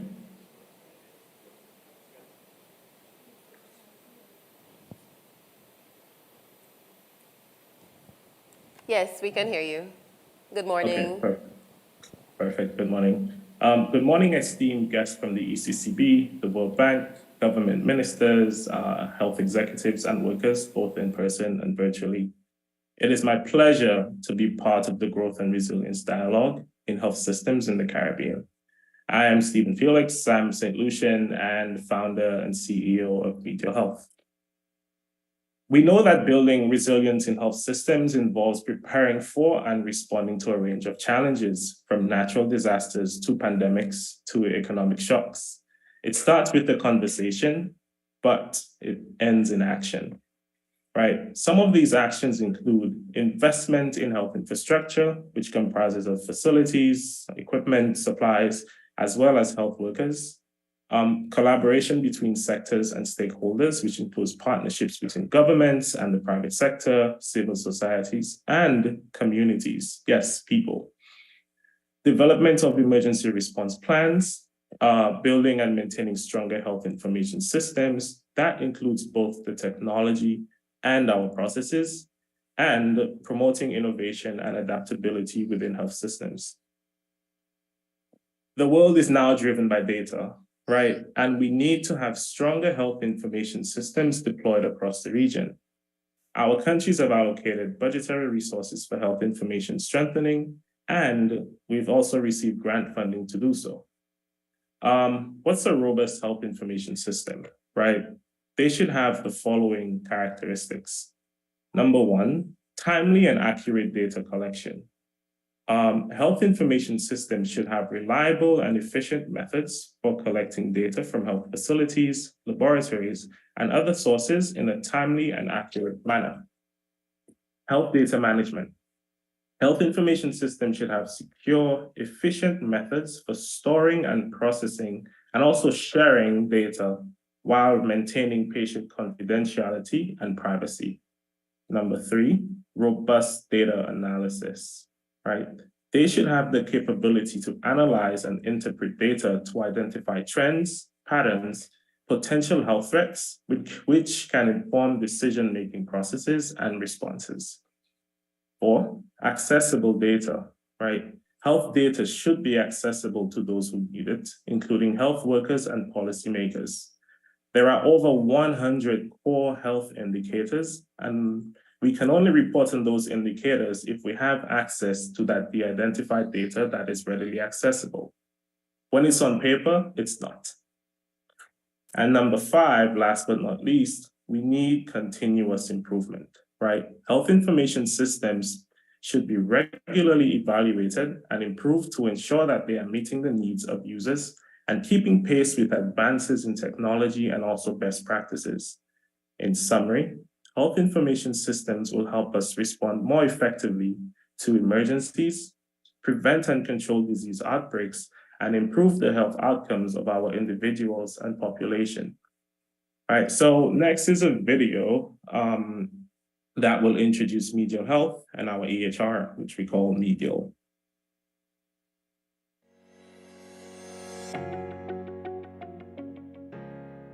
Can you imagine how different our health systems would be in the Caribbean if medical facilities are empowered with modern digital systems, healthcare executives and public health bodies receive timely reports on KPIs in healthcare across the region, healthcare executives are able to identify and respond to epidemiological trends quickly, patients are empowered with health education and management tools, making it easier to take charge of their health, and medical centers implement evidence-based care pathways and guidelines driven by data.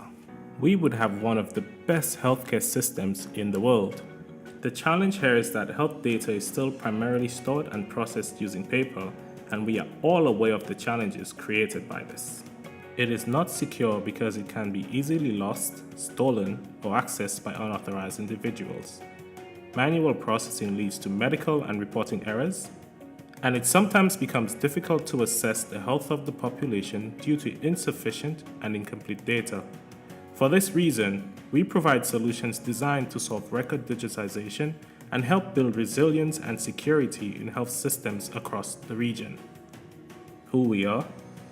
Medial Health is a technology company building electronic systems for doctors and patients in the Caribbean on a mission to make healthcare more efficient.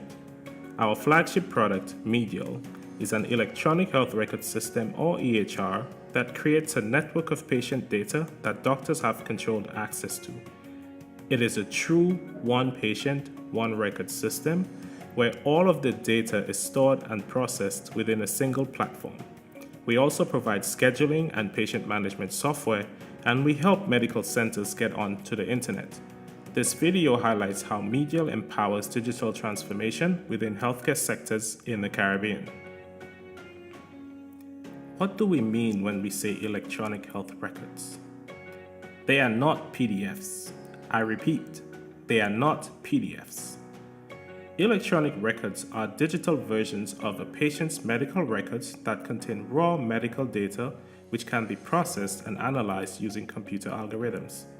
They can be converted to PDF and other human-readable formats. Electronic records contain information such as medical history, medications, allergies, lab results, etc. Here's an example of an electronic record and a human-readable format of that same record. You can see the values for height and weight in each of the images.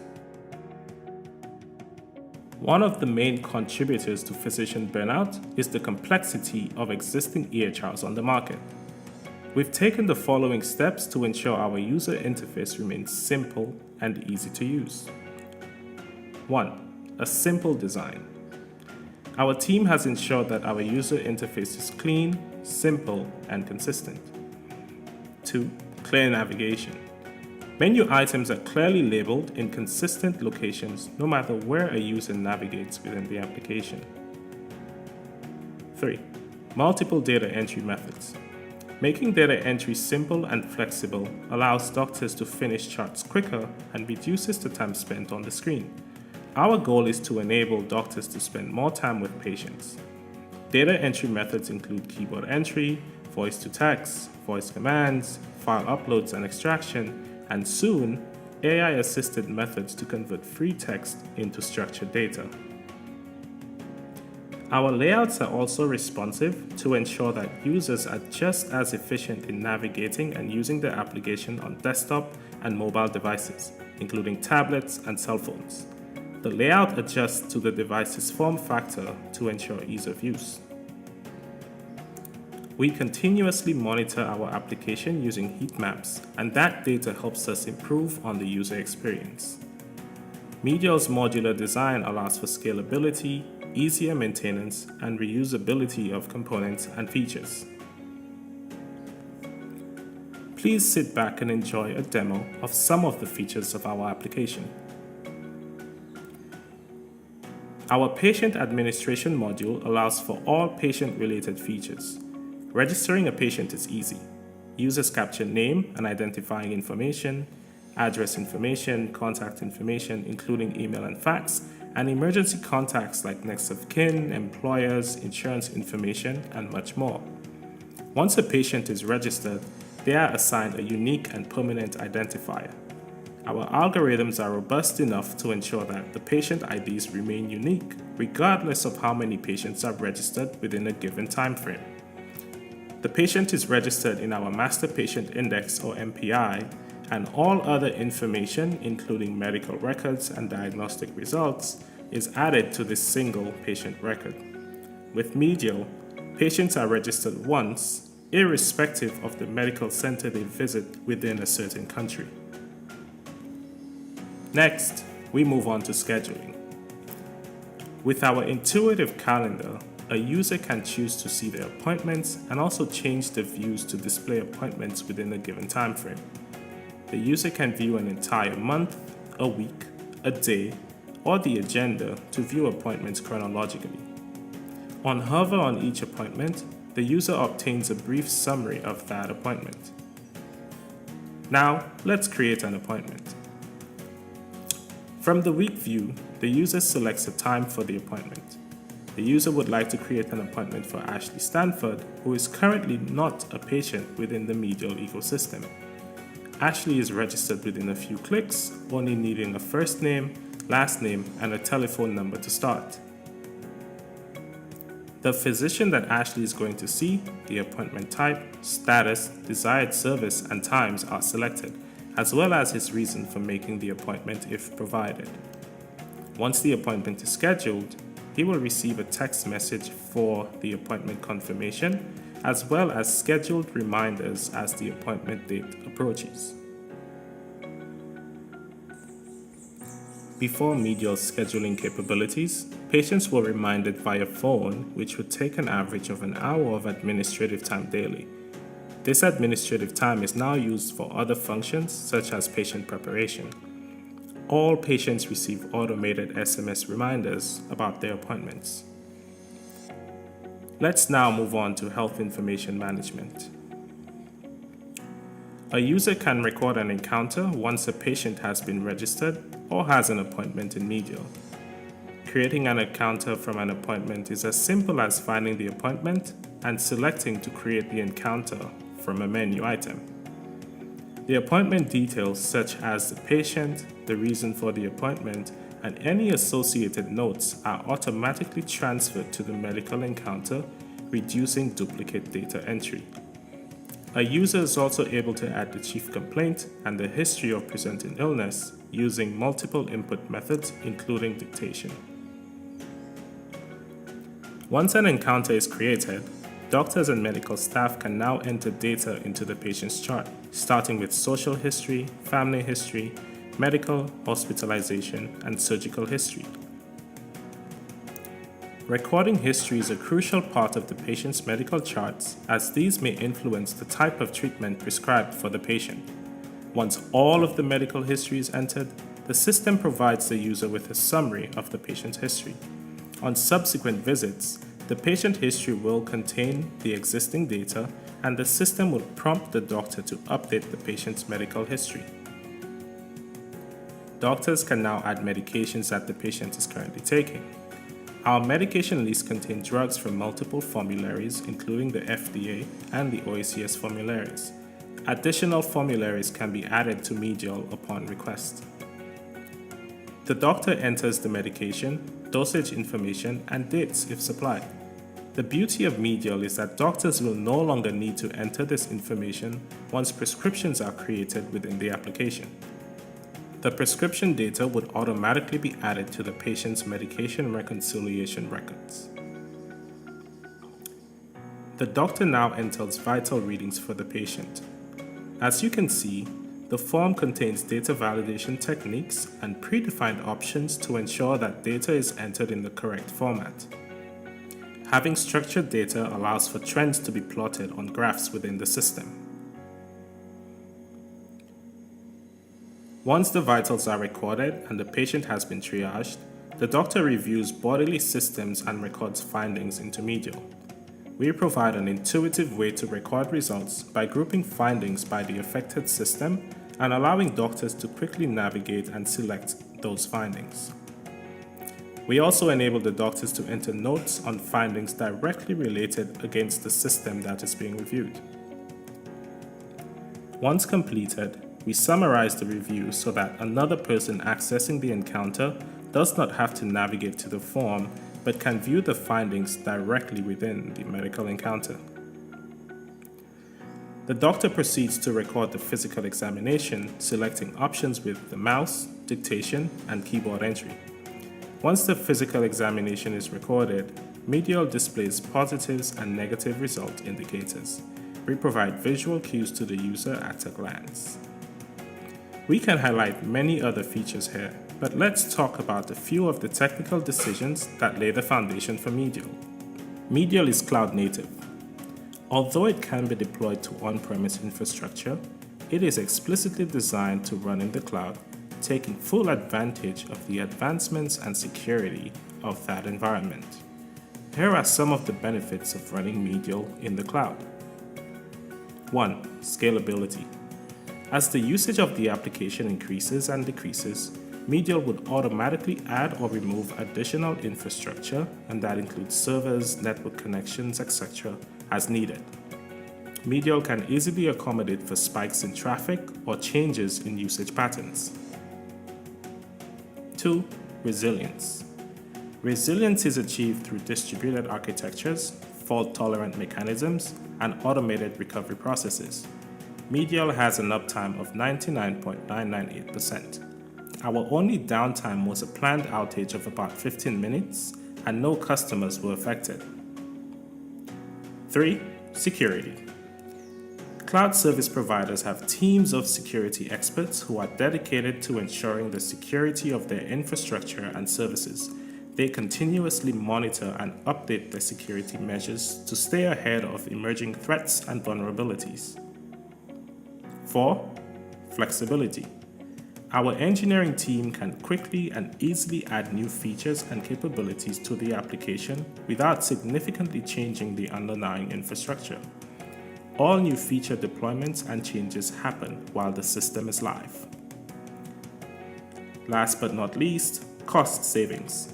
With cloud-native infrastructure, we take advantage of cloud-based services and pay only for what we use, reducing the need for expensive hardware and infrastructure. Our infrastructure cost savings lead to a more affordable EHR for our users. Medial currently runs on the Google Cloud Platform. Medial was built using FHIR, which stands for Fast Healthcare Interoperability Resources. FHIR is an emerging standard for exchanging healthcare information electronically. It's designed to improve interoperability, making exchanging data easier for healthcare systems and applications. Medial supports interoperability and information exchange. FHIR enables standardization. Medial provides a standard way of representing health data, making it easier for other systems to understand and exchange information with it. It helps reduce errors and inconsistencies that arise when systems use different formats. FHIR allows modularity. FHIR is designed to be modular, and so is Medial. We use a microservice architecture to exchange specific pieces of health data without requiring the exchange of the entire patient record. This modularity makes it easier for different systems to work with Medial, as they can exchange only the data that they need rather than trying to share an entire record. There's also support for modern technologies. FHIR is designed to work with modern technologies. Medial uses technologies like RESTful web services and JSON data formats, which are widely used in software development. The modules of Medial can be used and implemented independently based on the need of our customers. EHR security is important for protecting patient privacy, ensuring compliance with regulations, and protecting the reputation of healthcare providers and organizations. Here are some of the security measures we've implemented. Data encryption. Data in Medial is encrypted both at rest and in transit. Data encryption at rest is a protection layer to guarantee that all the written files and data are only visible once decrypted by an authorized application. Within our microservice architecture, data is also encrypted in transit between services and also to web or mobile clients through which our end users access our platform. Authentication. Every user accessing our system must have a valid authentication token to access platforms and services. The token is provided upon successful login and has an expiry date. Once the token expires, access to the system is forbidden and the user is forced to re-authenticate. Authorization. Once authenticated, access to data is restricted by the roles assigned to the user. We have also implemented additional layers of security to restrict data to named individuals and organizations. Logging and auditing. Every transaction is audited and logged automatically within Medial. The system records every user action to ensure that they are following best practices for protecting patient health information. Although we have implemented measures mentioned earlier, we encourage institutions to take additional precautions, like having strong passwords and keeping web browsers and operating systems up to date. Here are some upcoming features that are sure to excite you. The introduction of artificial intelligence. We will soon implement AI into Medial to enable doctors to finish their charts in 5 minutes or less. We want doctors to spend more time with patients. Secondly, a mobile patient portal. Later this year, we'll release our mobile portal for both iOS and Android devices. This portal will allow patients to access their data, schedule appointments, among other functions. As the region continues to embrace digitization, Medial Health is dedicated to working with health workers and systems to ensure a smooth but secure transition to our affordable electronic systems. For live demos or system inquiries, please reach out to me using the information on this slide. You can also scan the QR code to schedule some time to speak with me directly. Thank you.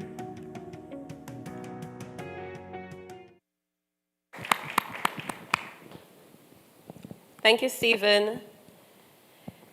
So we will go straight into questions. Do we have any in-house questions in St. Kitts? So we have a question here for you, Mr. Stephen Felix. Hi, good morning, Stephen. That was very insightful.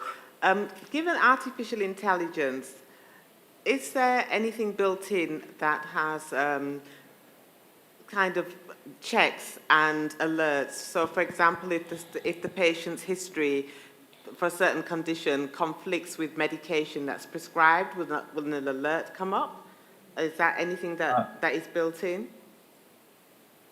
This is coming. This is not there yet, but this is all part of the AI integration where we want the system to actually help the physicians. We want to be able to detect errors. We want to increase patient safety, right? And using all of the knowledge that's available, like in healthcare in the world, and the research and everything, we will be using AI to actually do that. Right now, we can add alerts, like doctors can add alerts that are very visible, and it's a manual process, but towards the second half of the year, we will be automating those types of processes where alerts will appear and disappear in the application based on what's in the patient file. Thank you. Hi, good morning. How is the system costed? So, good morning. We charge, like it's a subscription fee, right? And we charge per physician that needs to access the system. I guarantee you it's very affordable. Based on the size of the institution, based on a bunch of things, the costs are like adjustable based on some of those things. But for us, running it in the cloud and saving all of that, like saving a lot of money on like infrastructure, we are definitely want to guarantee that like our systems are cost effective. And yeah. Thank you, Stephen. So one of the concerns that definitely would arise would be that in respect to privacy.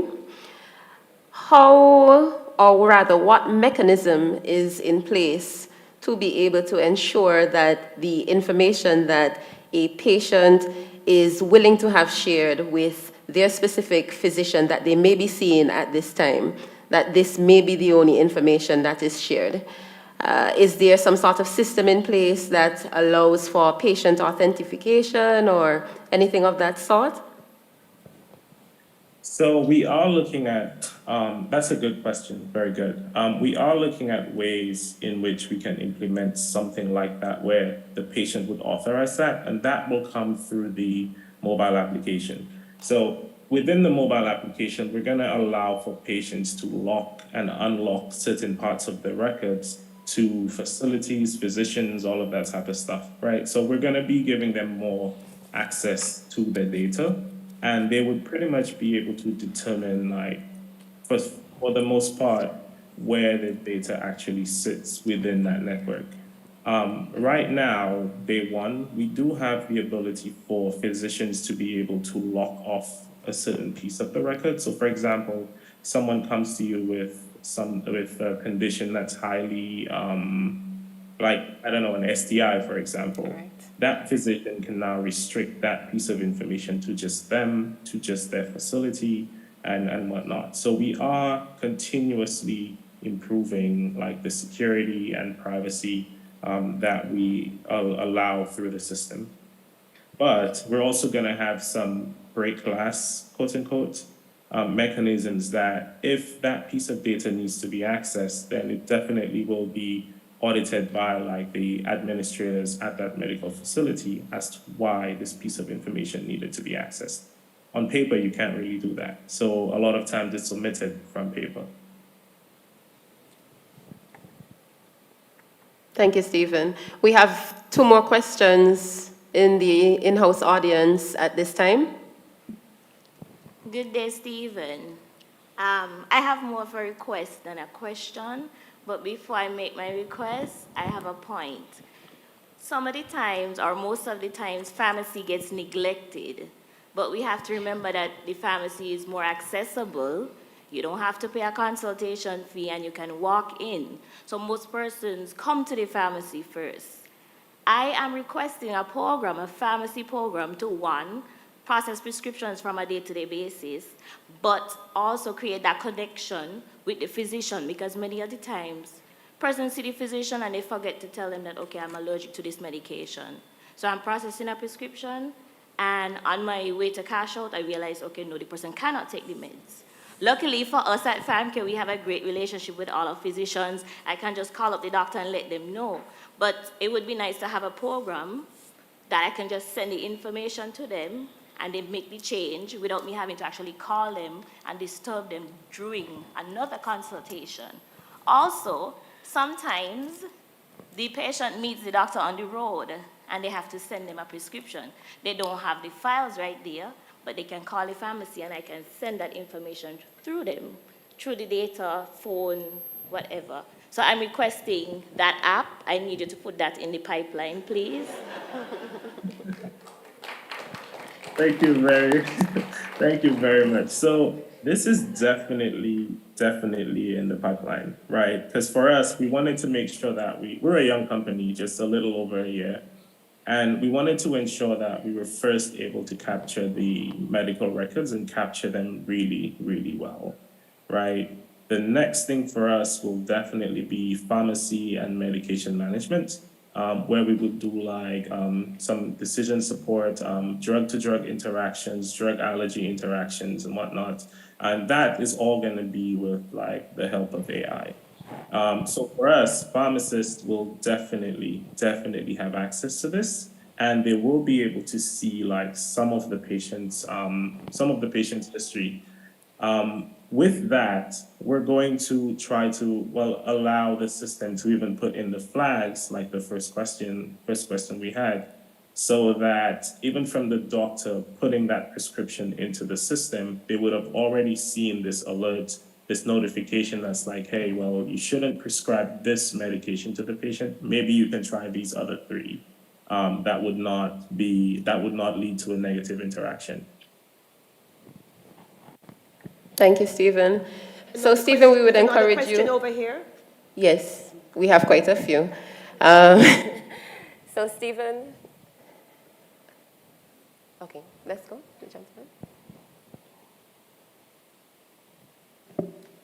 Yeah, blessed greetings. Well, I'm kind of happy it happened this way because the question I'm asking is about security and also about AI and human errors and reliability and efficiencies.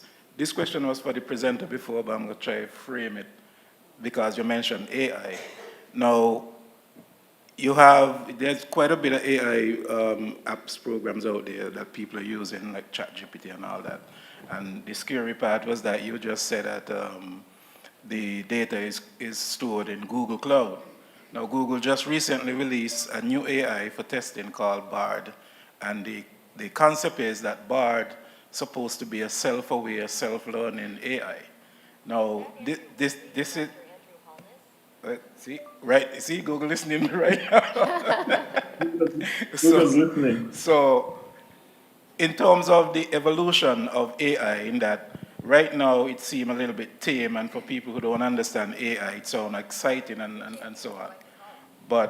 And Google's still here talking to me. Now that it's kind of okay in the sense that AI is currently controlled by the information that we as humans put in. So that makes it kind of okay. But at the same time, as it evolves and becomes self-aware and self-learning, wouldn't that then render the human interactions to be irrelevant and also inefficient and also basically useless? Because, like for instance, earlier I raised my hand to ask a question for the presenter before, but the moderator didn't see me, so I was not able to ask the question. Had that been AI controlling and moderating, definitely I would have been able to ask my question. So just give me your thoughts about that. So this is a very good point, very good thought. With AI for us, right? It's basically going to be what we give it, right? And it will use the networks of data that's available to it, right, to pretty much come up with the best decisions. So for us now, whether or not like AI makes a suggestion, like it's people's lives, and like for now we're still going to allow the doctors to like make that final decision, right? Because the doctor might know things about that patient, even like for example what the AI can't see, whether that patient is in distress, right? All of those types of things, the doctor might see those things and be the one making that final decision. For us, we're using AI as a tool to help, right? For example, right now, doctors spend like a lot of time completing charts, and a lot of times they don't complete the charts and whatnot in EHRs. And for us, we want to use AI to basically allow them to finish those charts in like 5 minutes or less so they can spend more time with patients. So for us, it's more about like, how can we use that tool to help the doctors instead of like making those actual decisions for the doctors? Because at the end of the day, the patient is the responsibility of the doctor and not necessarily of the technology that they're using. Thank you, Stephen. Stephen, you may want to take a drink of water because we have quite a few in-house questions left, and we also have quite a few online. Good idea. So we'll go with one question from the Zoom platform immediately, and then from that, then we'll address the in-house audience again. So we are at, will the system adopt the European standards when it comes to data protection? Yes, so right now we are GDPR compliant and we're always working on just pretty much adopting those different standards for data protection. We have our security incident response plans are guided by those regulations as well. So yes, we would be. We are actually. Thank you. So we'll go straight into our next question, which is our in-house. Hi, I'm Tim Johnston, World Bank Program Leader for Human Development. A comment and a question. First, the comment is when governments purchase these systems, they often have to do a competitive bidding process. And it is very important, therefore, the governments have really good advice on how to design the technical specifications so that it's a level playing field among the different vendors, such as yourself, so that they can all compete equally for these. And so that's a very important area for governments to think about as they do this. And your reflections on that might be of interest as well. The second is both a comment and a question. You know, clearly this shift toward digital requires a transformation because as you move from paper-based to digital, there are regulatory issues because some countries still require paper-based records. There's transition issues as you still have paper-based and electronic, and there's workflow issues for the providers and others. If they're both entering paper records and digital records, we know the digital records are less reliable because they might do the paper first and then later they fill out the digital. And so what's your experience on that transition from paper to digital, and what advice would you give on that? Thank you. Thank you very much. Good questions, Tim.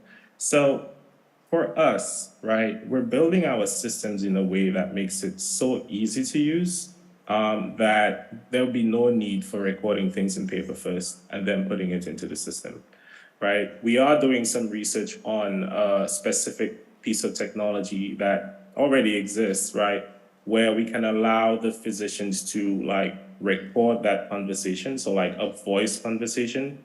And then we would now take that audio recording and use various libraries and medical libraries that exist that would determine which voice was that of the patient versus what was that of the doctor, right? And using that, right, that would now allow the physicians to, you know what, let me not have to record anything on paper or even within Medial, but instead let's do this voice recording. And we would split those voices. The AI tech would now go in, take all of the text and make structured records, fill out the patient chart or that medical encounter, and then the doctors would now just have to go into review, right? They would have a transcript in the system. So for us, we're leaning towards like a total, you know what, let's just cut off the paper, right? And basically switch to electronic because we know the burdens that causes, right? When you have to first write on paper, then transfer it to an electronic system, that affects a lot of things like reporting, even patient care, like so many other things. And sometimes the data from the paper never gets into the electronic system, right? So these are the things, these are the things that we're thinking about in terms of how do we actually get around those problems. Thank you, Stephen. We have a Zoom question from Dr. Ramdeen from Grenada, and he's asking if there is a feature in place for patient referral to allied health services and a means for correspondence between professionals on patient progress. So we are building out referrals now. Every, I guess, country, right, there's certain things that we need to take into consideration when building out that referral process, but we are building that in at the moment. And we're also, since all of the doctors are now on this one system, right, we are going to be creating spaces that they can collaborate on a patient, whether it be like through messaging, because I think right now, some doctors do that through things like WhatsApp directly over the phone, and like you don't really have a recording of what that conversation was like for that patient, right, on their file. So for us, we're thinking about these different ways that we can allow more collaboration, not just between the patient and the physician, but also between physicians about a specific patient. We'll take another question in-house. Good morning. I may have missed this in your presentation, but can you share with us how many countries or facilities are currently using your system, and how has been the rollout? So we are still pretty new in St. Lucia. We do have a few medicals, like more private clinics. Like 4 clinics have access to our system. We only started rolling out in February, and we're making more of a push to get more physicians onto the system at the moment.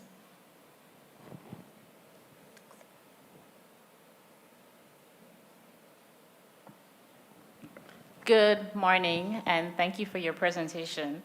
I have a question, or two-part question, as it relates to the efficiency in forwarding data for the purpose of surveillance. And as it exists now in St. Kitts at the Ministry of Health, there are some program-specific systems. So with this platform, is there the potential for interoperability?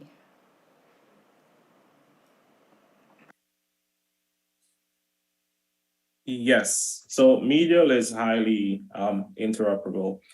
Like in the presentation, we use FHIR, it's an HL7 standard for health data exchange. And we also have APIs in our system that authenticated users or systems can also access to be able to share information, both internally and also externally. Thank you, Stephen. We have another question from Zoom. Is there also an offline application for times when there is no internet service? And if so, will the information be able to merge into the patient records without having to re-enter it? So this is a question that we've received multiple times.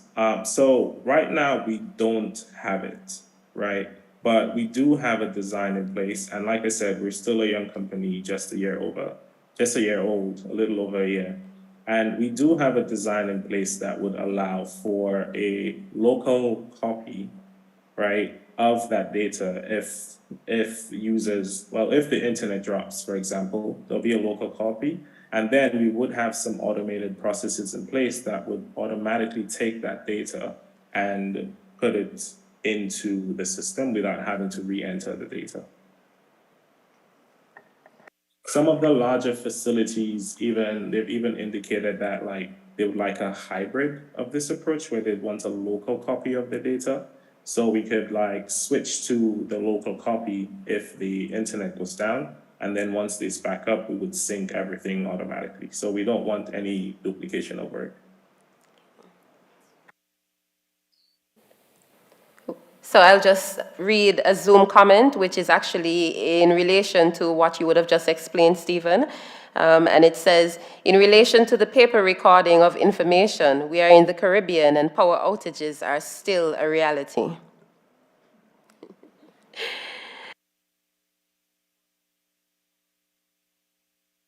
I mean, the offline tape, I mean, if we do have a power outage, there's not much we can do about that unless that facility has a, I don't know, like a generator or something as a backup, right? So a hospital, for example, should have that infrastructure in place, right? But for the smaller practices, maybe not.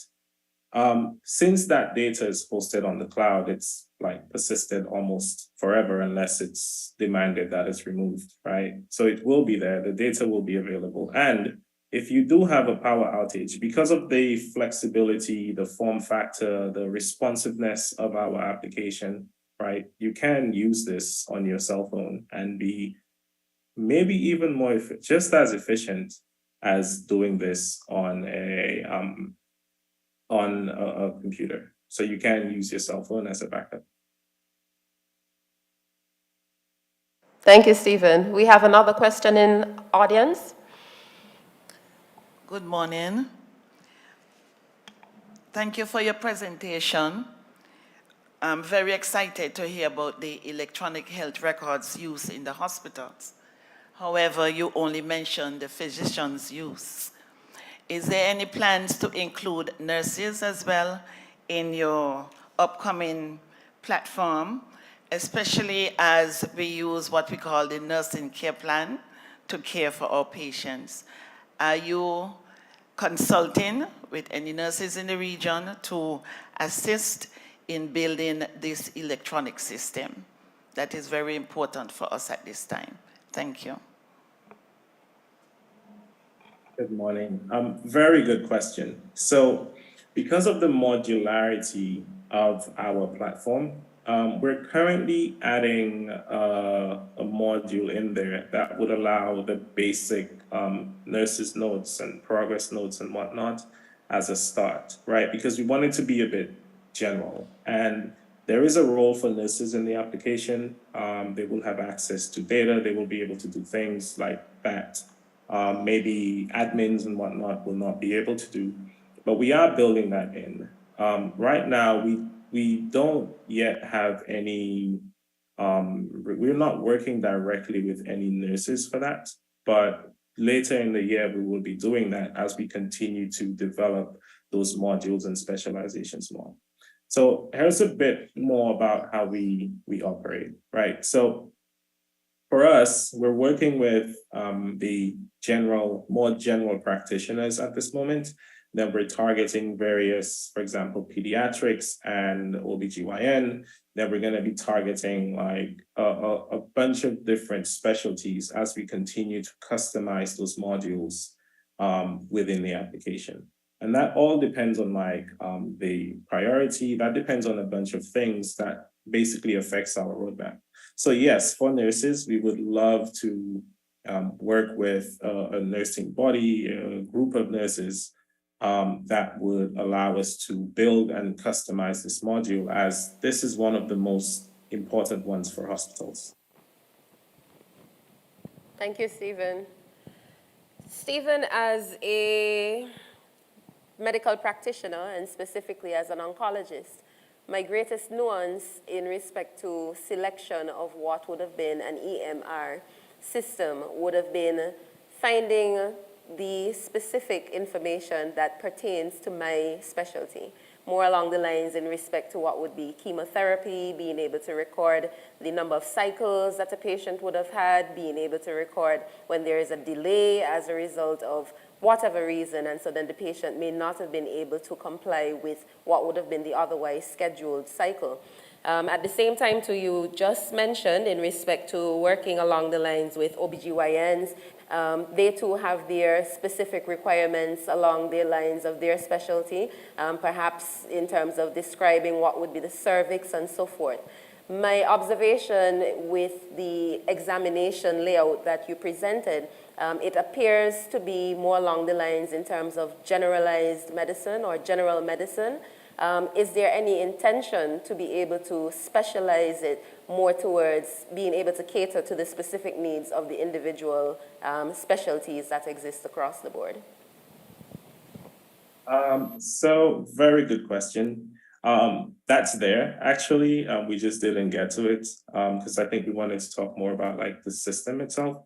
But these specialties, like all of the data exists, right? So we use standard coding sets from like Loink and SNOMED and FHIR and all of those coding systems that we import into the system and we make it available. So you can pretty much find anything that you're looking for within the system. The next thing for us would be more around how do we customize and build templates so that someone like yourself or an OBGYN can say, you know what, I would like to use this template, and then we would customize and tailor it specifically to the information that you need, the systems that you need to review, and all of those types of things, and still allowing the flexibility for you to include whatever else that you think you should be reviewing or assessing about that patient.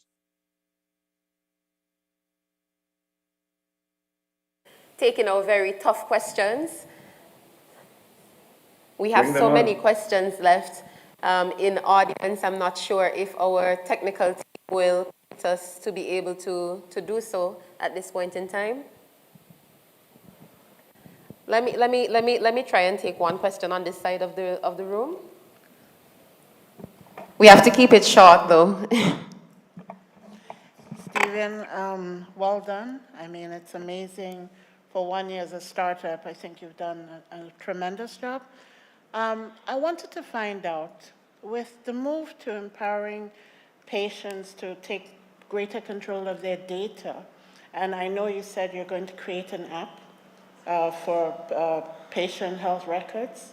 How are you also going to integrate, how do I put it, digital health tools like apps and all these monitoring devices? For example, if you have someone who is diabetic and they're using a continuous glucose meter, how is that data going to interact with that? You know, because at the end of the day, it's all about daily monitoring.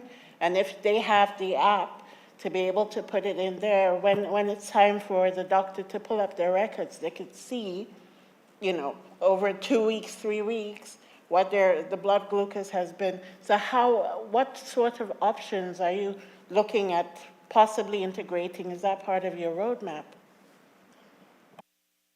And before, sorry, Stephen, if we could just merge another question so that you can answer both of them at the same time. Thank you. Good morning again.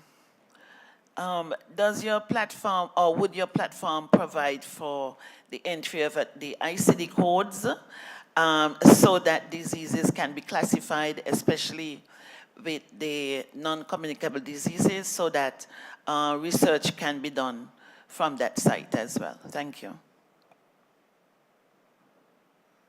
Very good questions, both of them.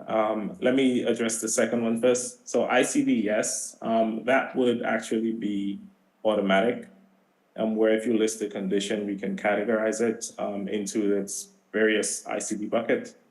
So that answers that question.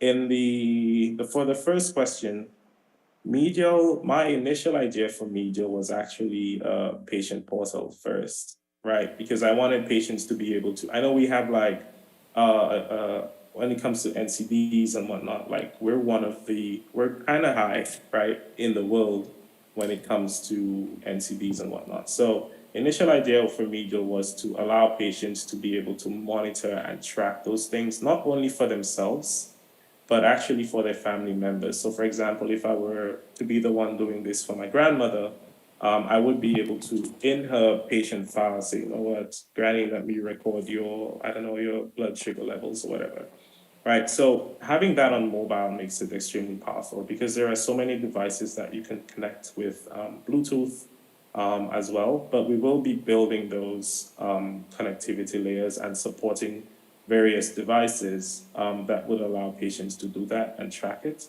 And now show this to the doctors in the patient file as PHI, personal health information, because it's recorded by an individual and not necessarily the physician. Thank you, Stephen. So we will give you the opportunity to wrap up and give us what is your summary in 30 seconds.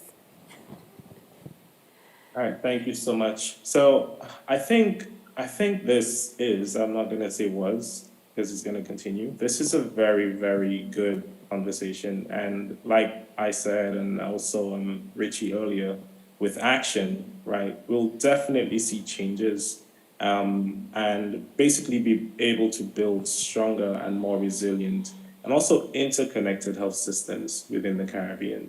I just want to say congratulations and thank you to everyone who listened in, all of the questions, and also to the ECCB for the invitation to be part of this conversation.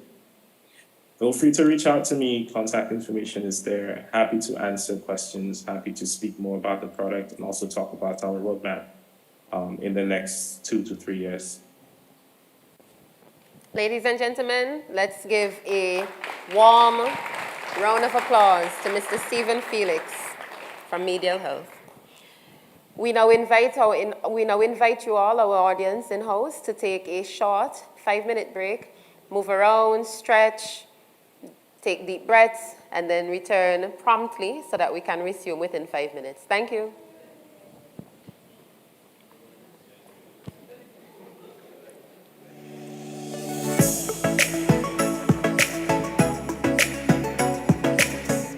The 7th Annual Growth and Resilience Dialogue 2023 welcomes you to 2 days of enlightening healthcare discussions and innovative tech ideas and exhibitions. Register for free via ECCU's website to join companies, specialists, thought leaders, disruptors, and transformers that are passionate about issues that are key to your health and welfare needs and challenges. The fact of the matter is that almost 8 in 10 deaths in our... We ask that you move outside quickly for the break. At the end of the break, we have a draw. You would see a number on your seating placement. This is only for the in-house audience. The virtual draw for the virtual audience takes place towards the end. So you have about 7 minutes to grab a nice smoothie and come back. We'll have the draw, and then we'll take you in a meditative experience for about 7 minutes before we go to the last presenter.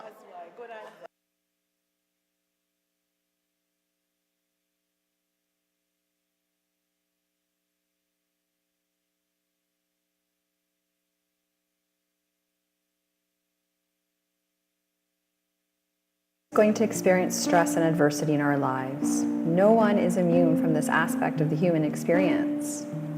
Each of us also has the innate ability to build greater resilience to stress through simple mindfulness and self-awareness practices.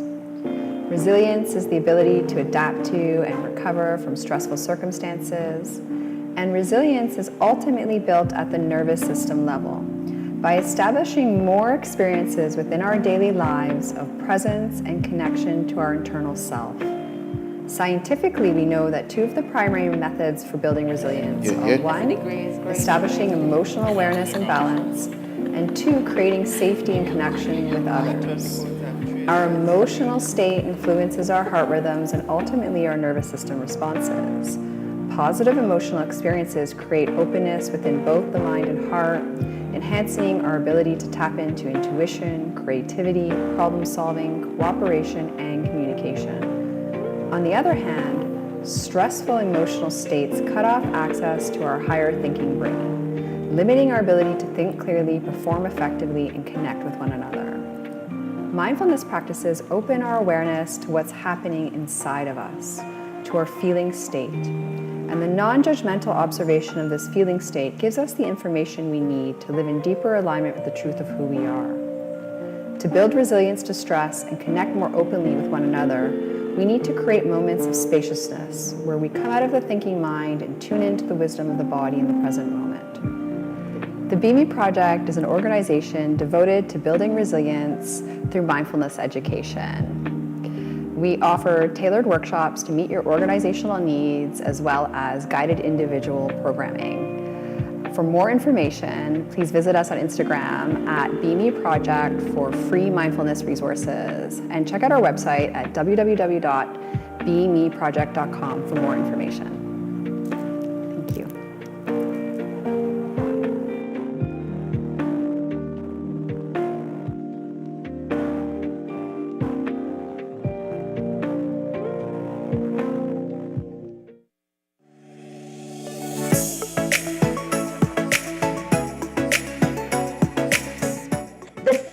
Annual Growth and Resilience Dialogue 2023 welcomes you to 2 days of enlightening healthcare discussions and innovative tech ideas and exhibitions.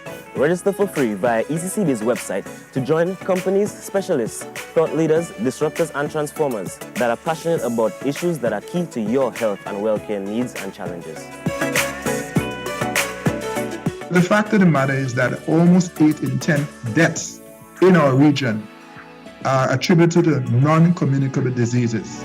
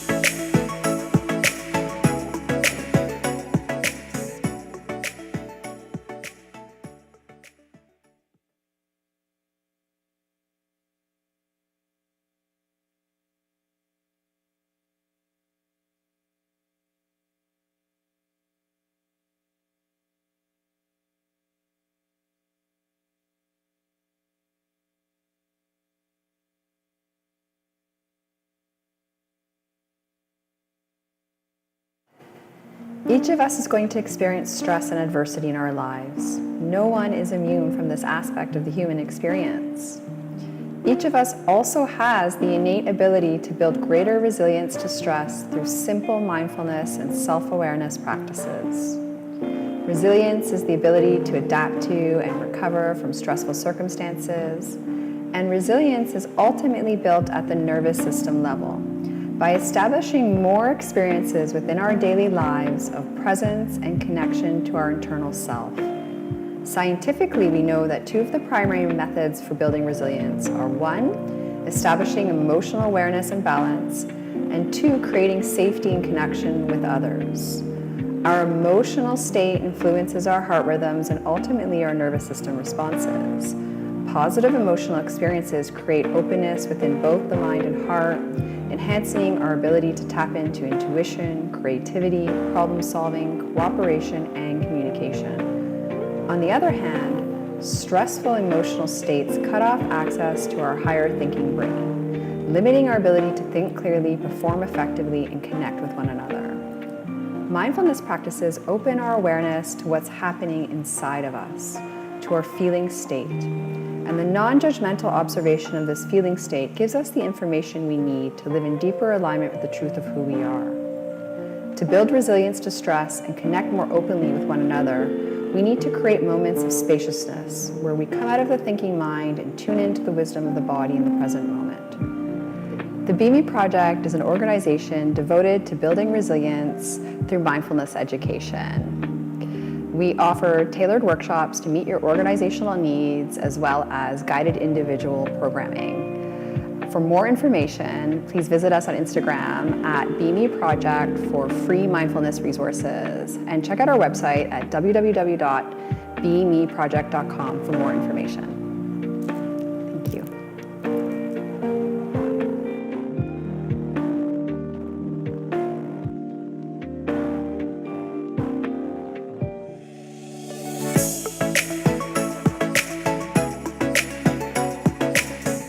The 7th Annual Growth and Resilience Dialogue 2023 welcomes you to 2 days of enlightening healthcare discussions and innovative tech ideas and exhibitions. Register for free via ECCB's website to join companies, specialists, thought leaders, disruptors, and transformers that are passionate about issues that are key to your health and well-care needs and challenges. The fact of the matter is that almost 8 in 10 deaths in our region are attributed to non-communicable diseases.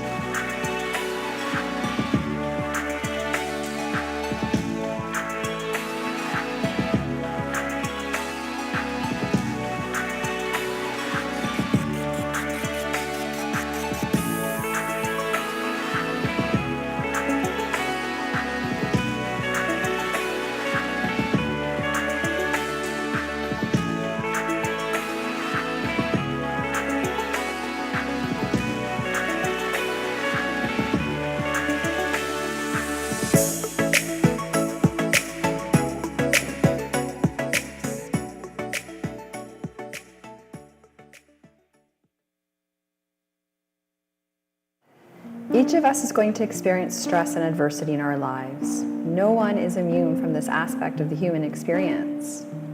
Each of us also has the innate ability to build greater resilience to stress through simple mindfulness and self-awareness practices. Resilience is the ability to adapt to and recover from stressful circumstances, and resilience is ultimately built at the nervous system level by establishing more experiences within our daily lives of presence and connection to our internal self. Scientifically, we know that 2 of the primary methods for building resilience are 1, establishing emotional awareness and balance, and 2, creating safety and connection with others. Our emotional state influences our heart rhythms and ultimately our nervous system responses. Positive emotional experiences create openness within both the mind and heart, enhancing our ability to tap into intuition, creativity, problem solving, cooperation, and communication. On the other hand, ladies and gentlemen, we have a special draw for in-house. This is not being streamed live because we don't want anyone to get jealous. So we have a special draw for you to be eligible. You have to be in your seat. We have wax memories outside. We want to leave you with memories. So we're going to have about 6 lucky persons who will get prizes based. You have numbers on your desk. We did not put any numbers next to those of us who are part of the coordinating team. So, Governor, I'm so sorry, your number is not in.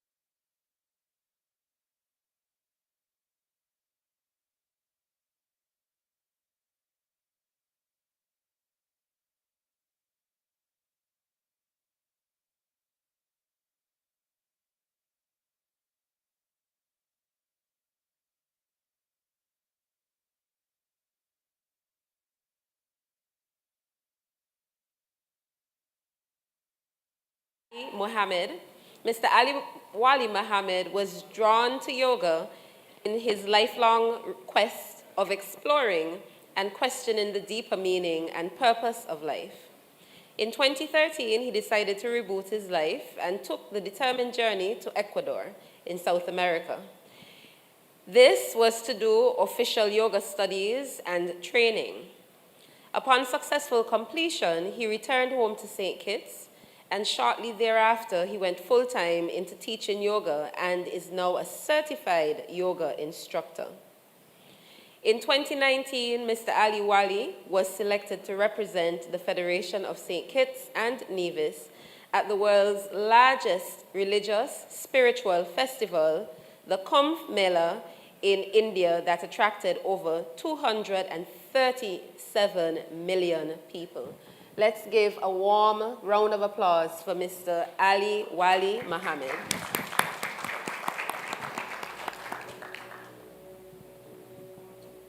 Good morning. Close your eyes for a moment. Take a deep breath in through your nostril and slowly exhale through your mouth as long as you can.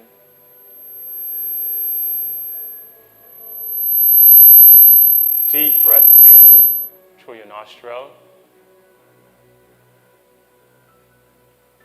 Exhale slowly through your mouth.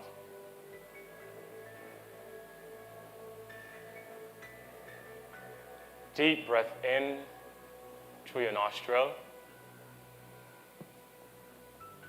And exhale slowly through your mouth.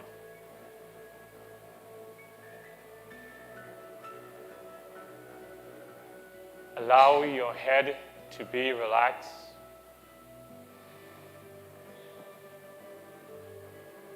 Allow your eyes, your nose and mouth to be relaxed. Allow your shoulders, back and chest to be relaxed. Allow your waist, hip and thighs to be relaxed. Allow your feet to be relaxed. Allow your arms, fingers, palms to be relaxed. And release any worry, doubt, anxiety or fear you've been holding onto. Just release it one by one. Any thought that pops into your mind, just say to yourself, not now, later. As more subsequent thoughts come to the mind, just say, not now, later. And just allow your body and mind to feel more and more relaxed, taking you to a place of peace, comfort, and harmony.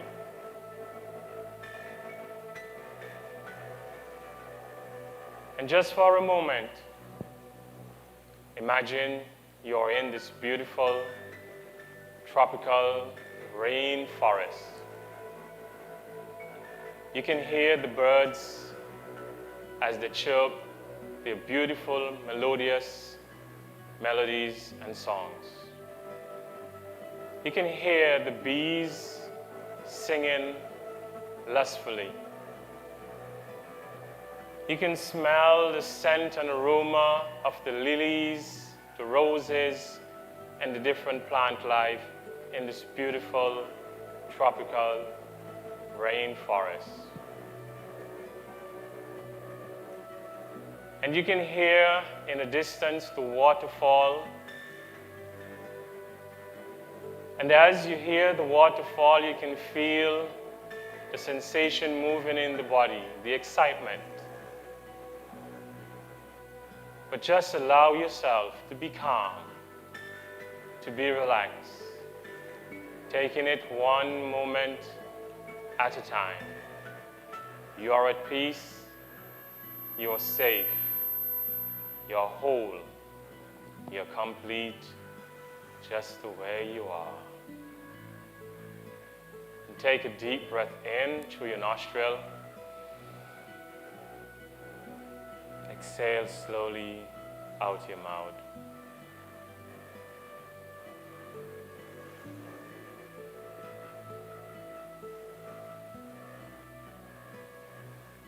Breathing deep again through that nostril. Exhale slowly out your mouth.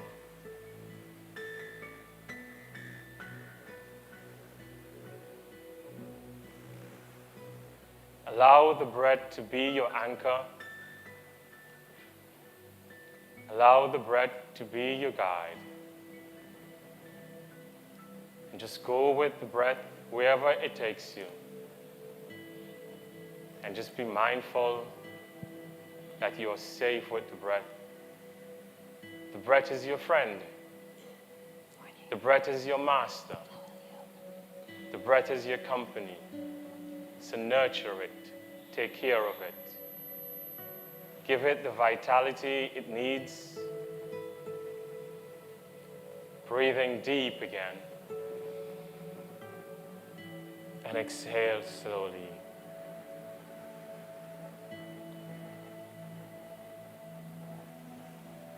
Breathing deep. And exhale slowly. And with each exhalation, just feel yourself more and more relaxed, more calm mentally, more calm physically, more calm emotionally, more calm psychologically. This is the moment you've been waiting for. The moment to let go of any resentment you've been carrying, any burden, any anger, any anguish. Just release it as you exhale.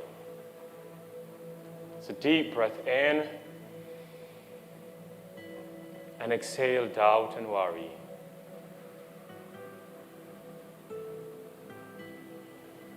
Deep breath in. Release anger.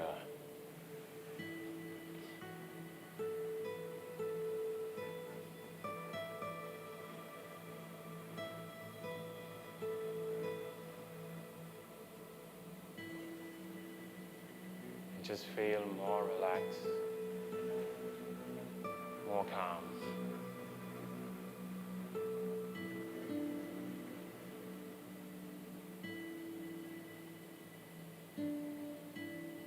Be at peace no matter what is happening around you. Be at peace because peace is your true nature. Be at peace because peace is your true identity. Be at peace because peace brings tremendous health benefits. Be at peace so you can sleep extremely well at night. Be at peace because you deserve proper and good health with yourself. Be at peace because you are your best friend. Be at peace because peace is around me. Peace is within me. Peace is in the air I breathe. Peace is in the food I eat. Peace is in the words I echo among my colleagues.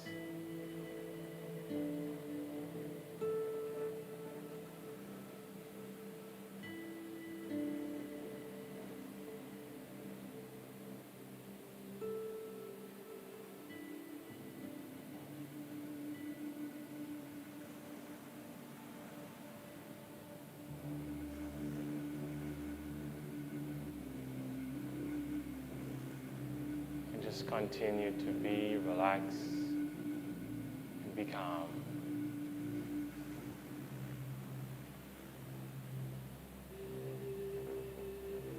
You are the healer you've been waiting for. You are the savior you've been waiting for. So heal thyself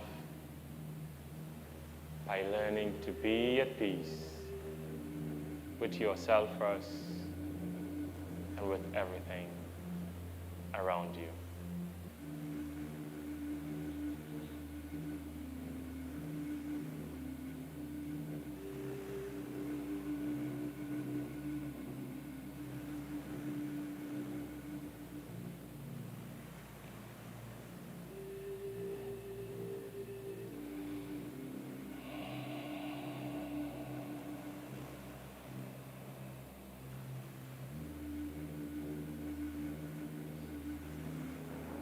Breathing deep for love. Exhale slowly.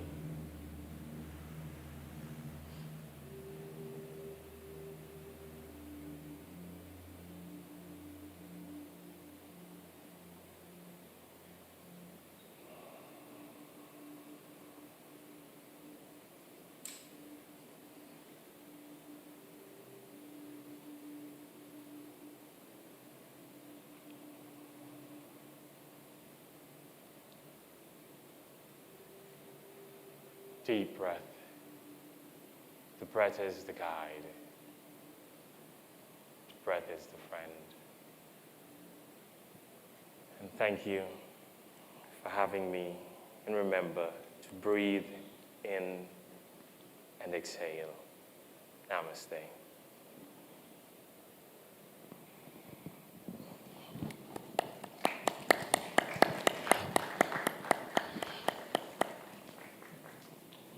Thank you, Mr. Ali Wali Mohammed.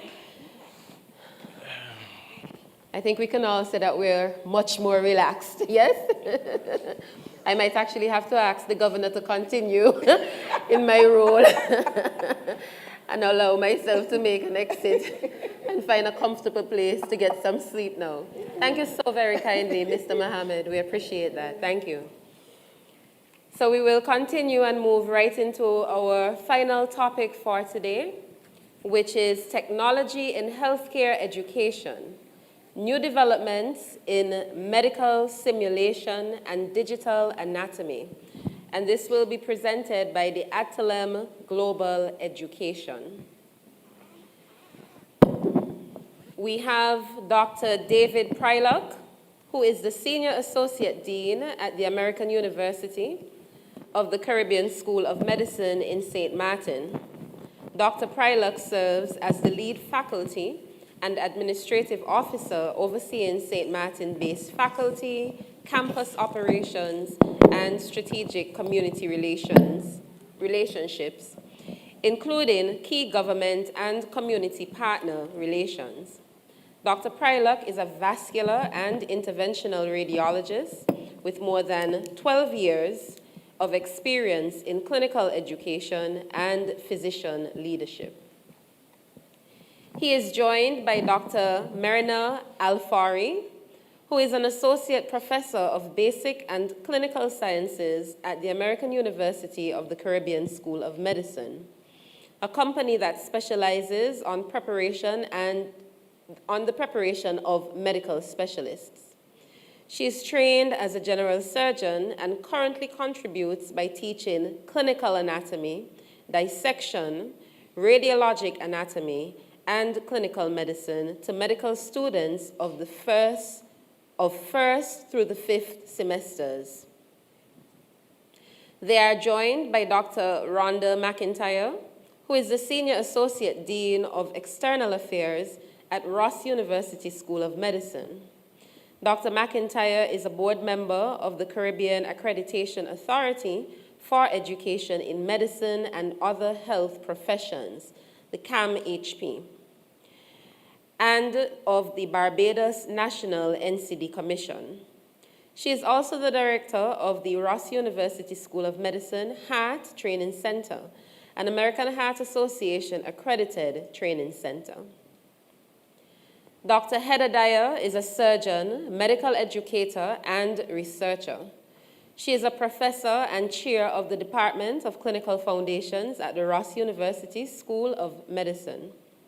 She has published on the use of standardized patients to improve trauma-informed care in the era of the COVID-19 pandemic. She was instrumental in transitioning an in-person clinical experience into an immersive telemedicine model, which serves as a sustainable teaching tool in the medical curriculum. Magdalena Kwiatkowska, MD, PhD, Professor of Orthopedic and Trauma Surgery, is the chair of the Clinical Medical Sciences Department of the American University of the Caribbean School of Medicine, AUC, St. Martin Campus, as well as an interim associate dean of curriculum. She brings 21 years of experience in clinical practice, education, and leadership to this role. Dr. Marcin Kwiatkowski is a professor of radiology and diagnostic imaging at the Department of Clinical Medical Sciences at the American University of the Caribbean. He is a board-certified radiologist and developed the radiology content for the organ system-based curriculum. He shares his knowledge and expertise as the director of the Harvey and Ultrasound Labs and as a CLR module co-director. Ladies and gentlemen, let's give them all a warm round of applause.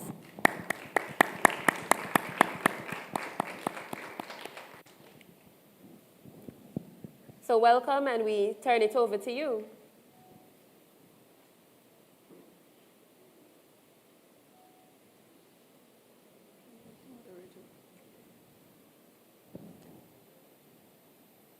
Good morning. Thank you very much. Will you be streaming our video presentation first, please?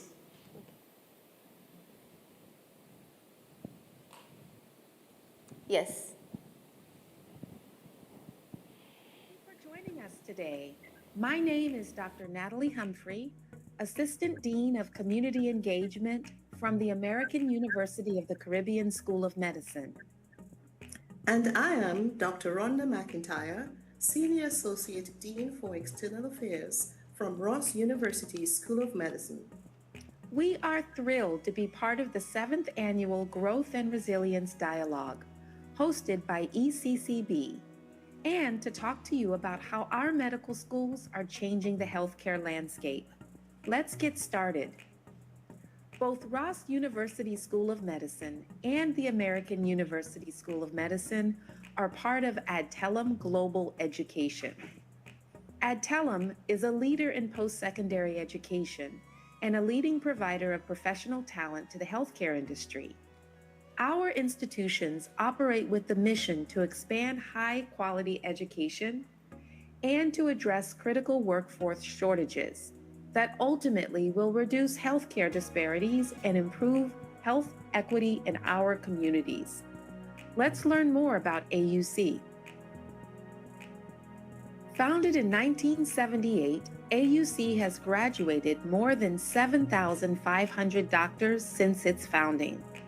Along with its students' exceptional academic achievements highlighted here, AUC has continually expanded and evolved to create an effective high-tech learning environment with innovative teaching programs, modern laboratories, and supplemental electronic curriculum delivery. I'll now move to my colleague, Dr. McIntyre, to speak more about Ross Med. Founded in 1978, Ross Med has graduated more than 15,000 doctors since its opening. With state-of-the-art classroom facilities, Ross Med understands the important role technology plays in medical education and healthcare delivery, and is committed to providing students with an advanced learning environment. The wireless campus is equipped with classrooms that have advanced infrastructure and technology learning platforms that enable today's medical students to seamlessly integrate technology with hands-on learning at every aspect of their basic sciences education. The ROSMED and AUC Doctor of Medicine MD degree programs are modeled on curricula used by medical schools in the United States. While most of our medical students hail from the United States, a significant number of students are international, leading to a rich and vibrant diversity of cultures and perspectives. Education at our Caribbean campuses is focused on medical sciences, in which students learn the anatomical, biochemical, and physiological processes of organ systems and holistically integrate with hands-on learning of clinical skills to address health and disease states. Both programs cover global health issues dealing with trade and tourism, infectious diseases, pandemics, and healthcare infrastructure, as well as emerging and innovative techniques and treatments involving artificial intelligence, implanted interface technology, medical marijuana, and RNA therapy, to name a few. After successful completion of both the medical and clinical sciences coursework, students earn their MD degrees. This will then be followed by advanced specialty training in residency and often fellowships, and ideally licensure and board certification to practice medicine. For a look at some specific educational technologies in use at Adtalem Medical Schools, let's turn to the experts themselves, our faculty and students. Early introduction to medical imaging is beneficial in building medical careers. At AUC, students learn medical imaging as early as their first semester. Students can rotate the 3D organs in the complete anatomy application and compare those with the same structures in the images of real patients obtained by various radiological techniques. The X-rays, CT, and MR images use different modalities, and the appearance of the human organs in the image depends on what modality is used. Interpretation of medical images requires both a detailed understanding of radiologic technology and deep knowledge of human anatomy. To spot an illness, our students learn what the images without any diseases look like. This is an essential experience to bridge the gap between human anatomy with clinical radiology. That platform is used for the demonstration and interpretation of normal anatomy on medical images.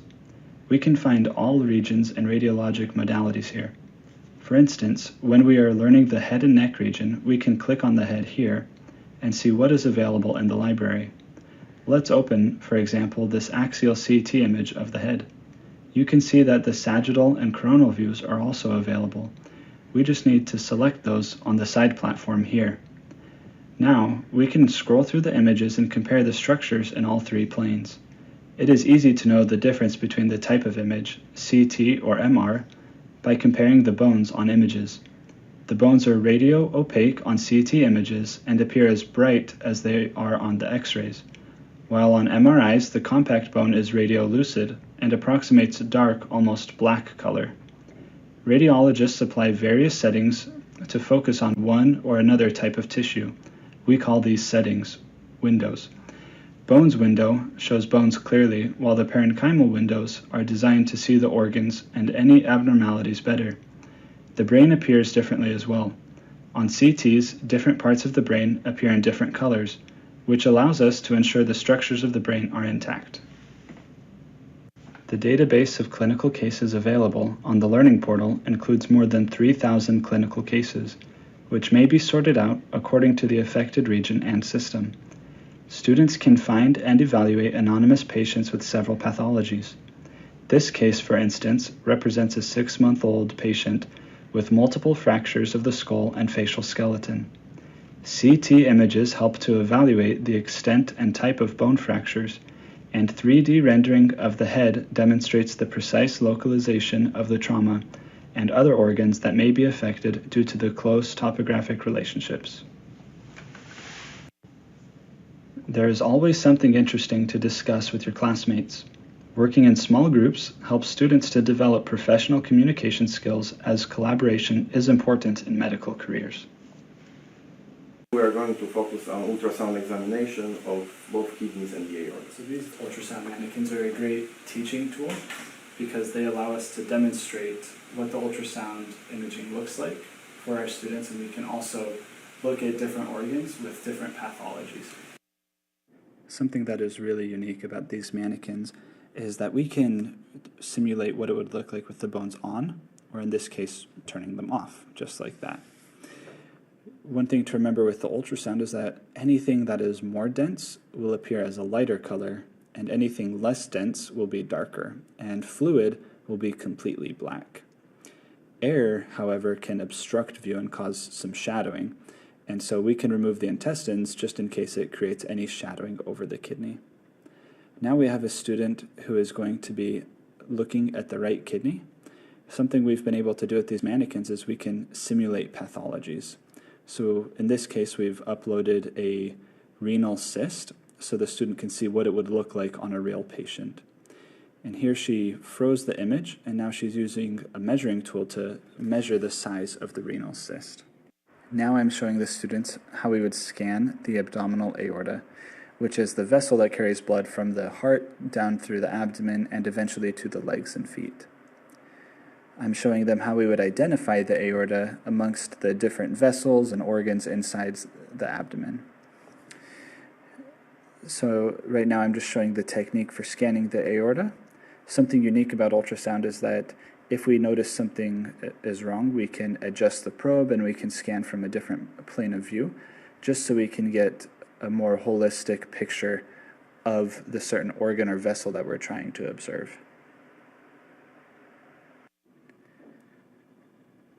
Another great resource we have at the American University of the Caribbean is some real ultrasound probes that we can use on real patients. So here I'm demonstrating to the students how we would use the real ultrasound probe and showing them how we can apply the knowledge of anatomy that we learned from the mannequins using the real ultrasound probe with a real patient. Here we have a student who is demonstrating the knowledge that she learned from the mannequin by using the ultrasound probe to scan a patient's right kidney. One thing you'll notice that's different is the patient's kidney is moving slightly up and down as the patient breathes. Now in clinical practice, we would roll the patient onto their side so that we can see the kidney from a different plane of view. So this is what our student is practicing now, trying to see the kidney from a different angle. And we can see some of the rib shadow on the left, and we also see some gases that might be obstructing some of the view as well. And once again, we see the kidney moving slightly as the patient moves and breathes and so forth.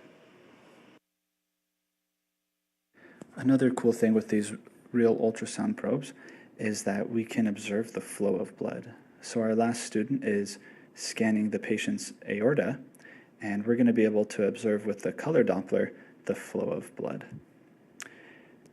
Anyways, thank you for joining with us to check out our ultrasound lab.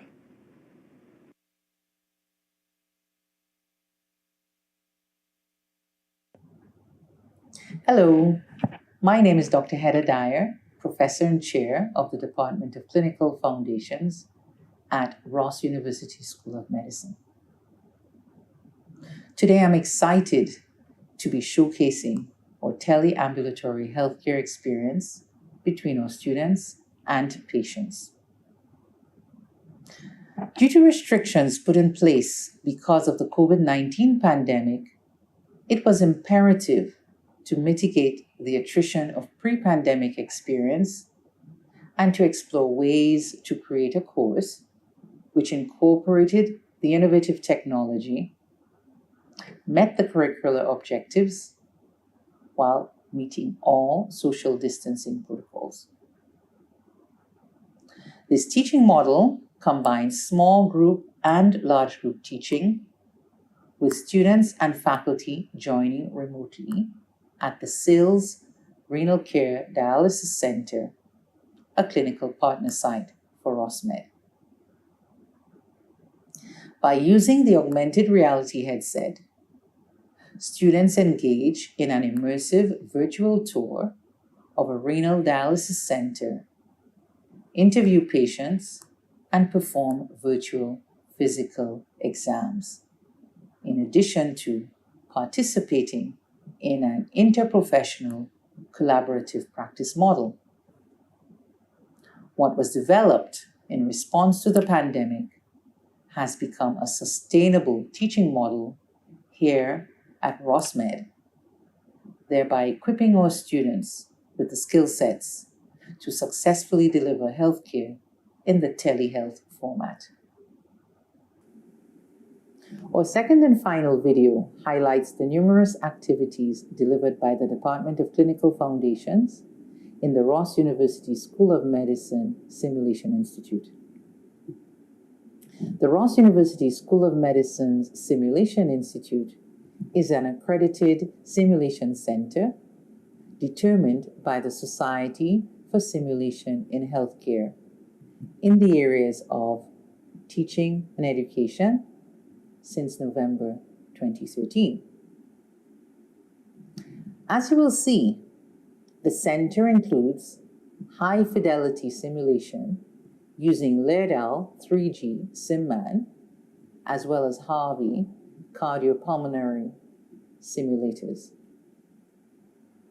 We teach physical examination and patient consultation skills using standardized patients in dedicated clinical skills labs. This approach allows students to integrate clinical reasoning with what they learn in the classroom. Simulation Center is an essential part of the medical sciences campus at Ross University School of Medicine. It is accredited by the Society for Simulation in Healthcare since 2013. The center includes high-fidelity simulation using Laerdal 3G SimMan, as well as cardiopulmonary simulator. We teach physical examination and patient consultation skills using standardized patients in dedicated clinical skills labs and community clinics. This approach allows students to integrate clinical reasoning with what they learn in the classroom. We greatly emphasize on developing methodical approach and excellent clinical reasoning.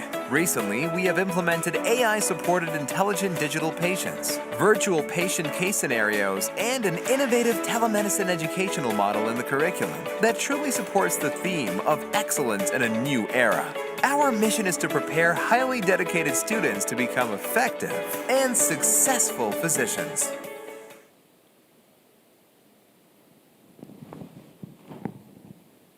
Thank you. So we'll go straight into questions. Do we have any questions from our in-house audience at this time? So I'll get the ball rolling. So the simulated patients, we know that as per what would have been the history in respect to its origin, Dr. Paula Stillman, she would have in fact been one of the first, not the first, but one of the first who would have explored this mechanism back in the early 1970s.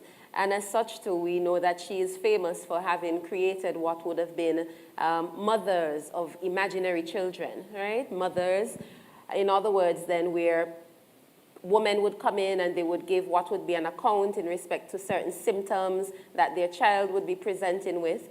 And so then based from that, allow for what would be the necessary interaction with med students or doctors, or sometimes even in what would be a particular health facility that may be on the examination and not necessarily be aware of it at that time, to be able to allow for what would be the necessary communication.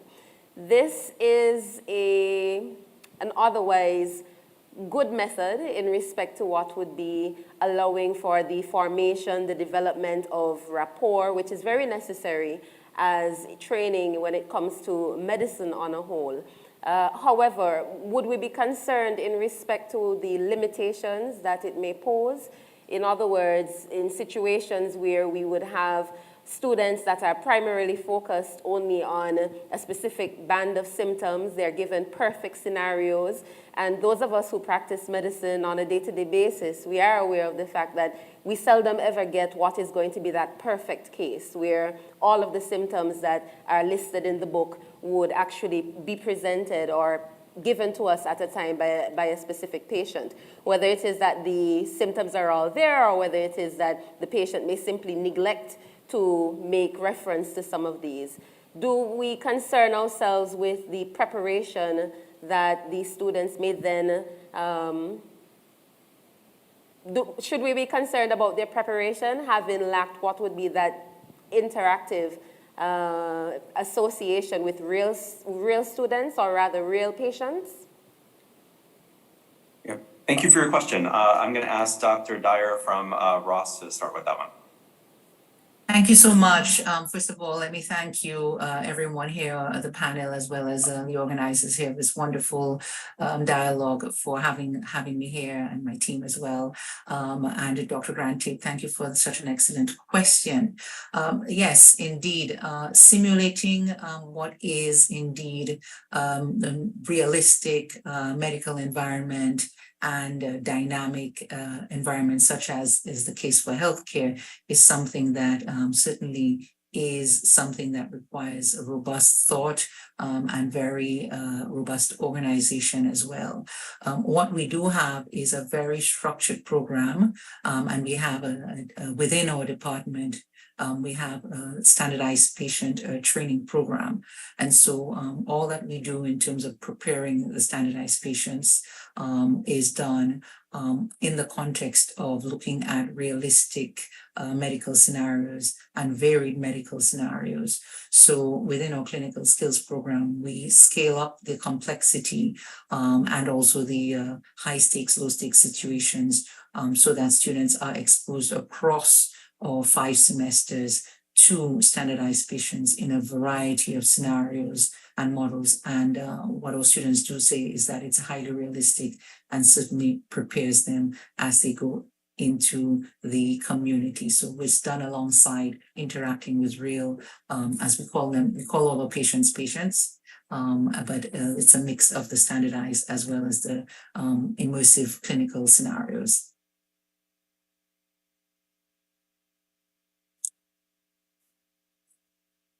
Thank you. I'm going to ask Dr. Kiyakowska. She wants to add about the training process for our standardized patients and how we go about doing that here at AUC. Absolutely. Thank you very much. Good afternoon, everyone.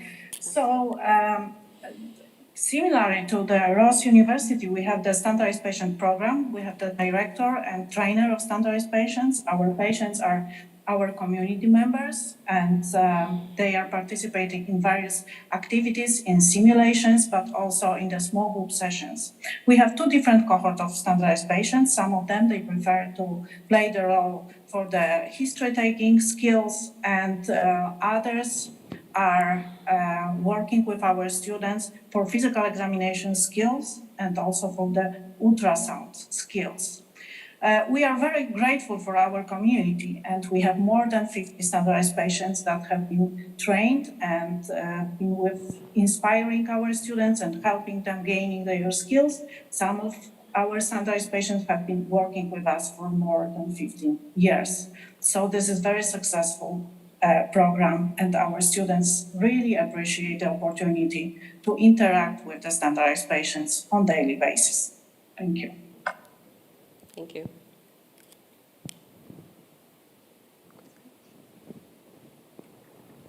Thank you, Dr. Kwetska. Thank you. Those of us who practice medicine, very often we would have heard over and over again throughout what would have been our own training that the doctor or the student that does not touch the patient, that they fail or that they kill the patient, to put it bluntly. How would we address these concerns? Myself, for example, I would still be considered relatively young as a physician, having graduated from general medicine in 2005. So how do we then convince what would be more senior physicians who would have practiced medicine onwards, since that is something that we are still, even to this day, trying to promote, and I think too for obvious and good reasons. Thank you for that question. I'll ask Dr. McIntyre from Ross to chime in here. Thank you so much, Dr. Parler. Thank you for the question, and good morning, everyone, and thank you for the opportunity. I think this is an excellent question because clearly it's something that comes to mind for those of us who trained in medicine many years ago. How do we bridge that gap and allow our students to get ready for the patient environment? Let me say two things first, and that is the use of technology in medical education does not replace a real patient experience. And the second thing I'll say is that the use of technology in medical education is designed to enhance student learning, so it adds to student learning.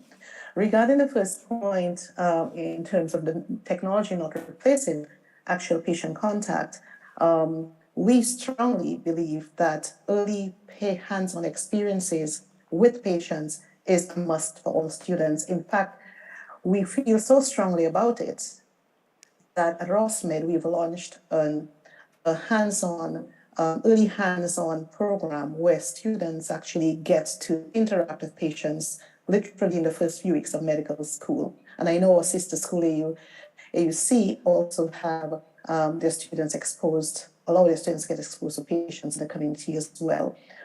So that is one thing.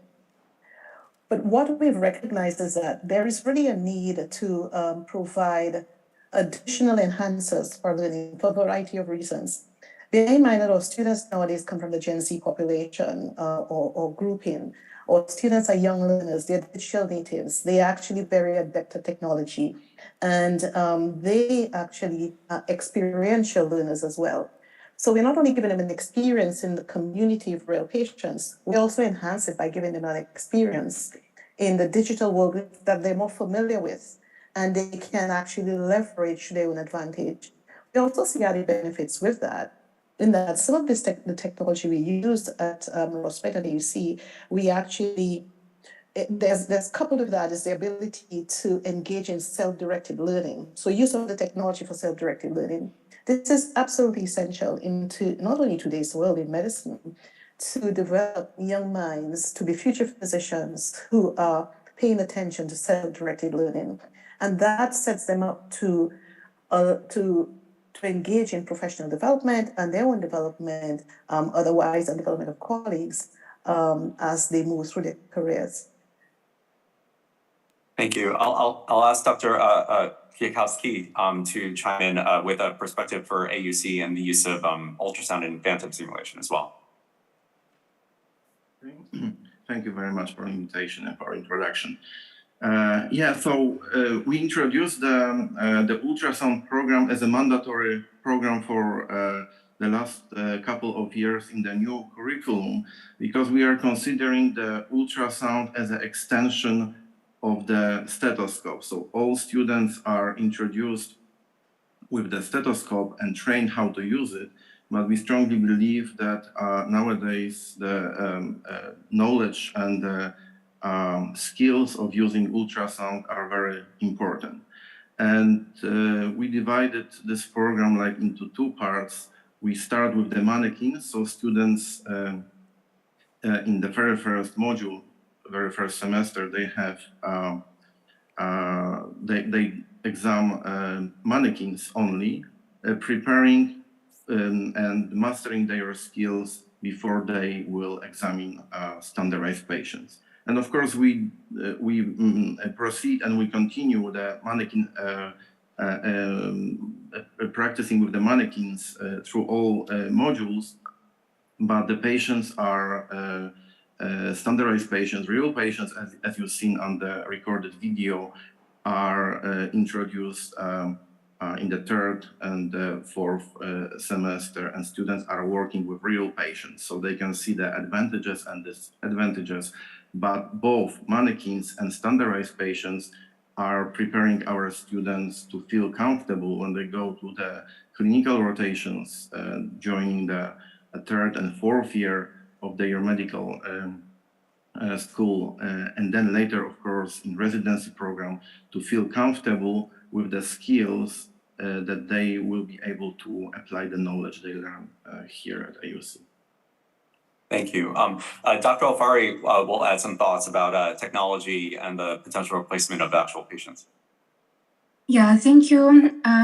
Yeah, I would like to say that technology, of course, does not replace the real patient completely, but it helps us to grow our resilience. It helps students to practice their plan of action. They develops the schemes and they practice, what test they're gonna order, how they're gonna diagnose one or another pathology on use of technology. And for us, for faculties, we also grow our resilience, because without technology, we wouldn't survive such crises like COVID, 2-year lockdown, and for example, the lack of staff. The technology is absolutely useful for us. And just the final point, it's much, more beneficial for patients to figure out what is the possible mistake on technology before they actually see the real patients. Thank you for your attention. Thank you. What is the rationale and the vision for technology in medicine?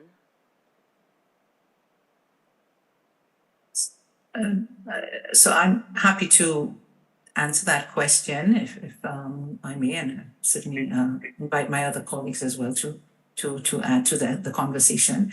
What I would like to say as well is certainly we in the Department of Clinical Foundations take very seriously the psychological impact of a simulated environment. And I know you touched upon it, Dr. Granted, in terms of the fear, and I'm sure you and I both recall having not probably had recourse to simulated scenarios prior to being on the wards and interacting live patients. That fear, as you mentioned, what if I do something wrong, what's going to happen? And so a lot of our simulations, all of our simulations actually, when we do train the standardized patients, or if we're training with regards to use of the mannequins and some of the high impact, high fidelity scenarios, built into that is always debriefing by the facilitator of the session. So the faculty who is going to be facilitating that session with that student small group is also trained in dealing with psychological debriefing, ensuring that it's a safe environment. And I think one of the advantages of simulation is that it allows students to realize and acknowledge the fear. It also can assist with training in trauma-informed care, and also the debriefing that's required when a mistake is made. Again, that can be quite traumatizing for students as well. So done within that teamwork, as well as having that debriefing and that opportunity to revisit a scenario again and getting it right another time. I think that's a huge benefit with regards to simulation, of course, running alongside contact with real patients in real dynamic healthcare environments. Dr. McIntyre? Thank you. I would just like to add that in terms of the rationale, and I alluded to it earlier, we're already leveraging the characteristics of new learners with the technology that we're offering. So the trend is to increase technology, but the trend is coupled with the fact that new learners do have a preference for technology in their education, and they use it regardless of what we do. And we've seen it, world over, not just in medical school, where students may prefer not to go to class, and they go home and they use their own resources, or they use recorded lectures to access information. So we have to play to these characteristics to ensure that we engage in the students in a way that they're going to learn best.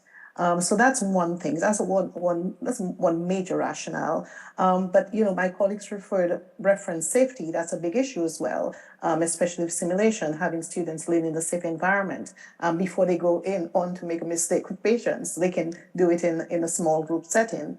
In terms of efficiency, that's another point we note, because students have access to a number of resources, and we bring these resources to them in various ways. And we have an iPad program where all of the resources they need are in one place. They have access to integrating, using, for example, in anatomy, using both 3D anatomy, which is one platform, and the sector table, another platform, to bring their learning together. So we allow them to create their own efficiencies in learning. And of course, we see how the direction of medical medical care delivery, we've seen telehealth and how it has exploded in the COVID era. We've seen the need for just integrating various within our curriculum, integrating the basic sciences and the clinical. And we see that applicability when we look at various platforms, such as the sector table, where we use digital cadavers, where we integrate you can integrate basic sciences with clinical medicine, clinical anatomy, clinical radiology. So a few areas where we see that this makes sense for us, but I would say first and foremost is playing to the attributes of our new learners. And if I could add, from the digital anatomy perspective, when I was a medical student and when many of us were in medical school, the limitations of the amount of anatomy and pathology we could see, we were limited to what was physically within the room, the cadaver before us that we were dissecting, or the cadavers that were being dissected around us. And the benefits of adding these additional technologies is it sort of opens up a wealth of other pathology beyond what's physically within the classroom, that students are able to access a library of variants of anatomy or variants of pathology and correlate in real time with what they're seeing on their cadaver table. And that really enables them to just get a much greater sense of what's out there, both in terms of variants of normal and in abnormal. Look, if I may just add to that, that you just raised something that's critical as well in anatomy, and why digital anatomy, which is another form of technology that we use. In fact, when in the days when we dissected cadavers, well, we'd literally destroy a limb by the time we got to figuring out how to do it properly, and you would need a whole new cadaver. Well, with digital dissection, which we can do on these anatomy tables or digital cadavers, you can dissect away at various layers, and with a stroke of the pen, just put the cadaver back together for the next student or for you to go at it again. So there's a lot of efficiencies there, and in terms of using these digital cadavers. And the other thing regarding abnormalities, well, some of these tables and some of these digital platforms are linked with a variety of radiological images, and you can see different, and some of them even histology, and you can see different pathologies with a particular organ, as opposed to the limitation you might have with a cadaver, where you're looking at, you might have one abnormality on the cadaver you're looking at, but with these platforms, you can expand the learning, so just bringing more to the student in terms of learning. Thank you, Dr. McIntyre. We again invite our audience to ask their questions, give their comments. Yes, good afternoon. Have you noticed any significant improvement with regards to overall student performance on board exams since the incorporation of technology versus before there was all of this investment? That's a very good question. I will ask Dr. Magda Piakowska to address it from the AUC perspective first. Thank you very much. Absolutely. Absolutely. This enriches the experience of our students, the hands-on experience, the understanding of clinical reasoning and diagnostic reasoning is allowing our students to do and perform better on board exams, on counts and steps. They can engage better and understand better the clinical presentations of the students. And this is the first step in answering the NBME type of questions that our students need to master in order to be able to pass step 1. And step 1 USMLE exam, the board exam, is essential for them before they will be able to go to the clinical rotations. This is also very essential for the students to be able to understand the murmurs. Right now in USMLE and comp exams, students are having the videos. They also have audio, for example, for the murmurs of that they may experience on Harvey.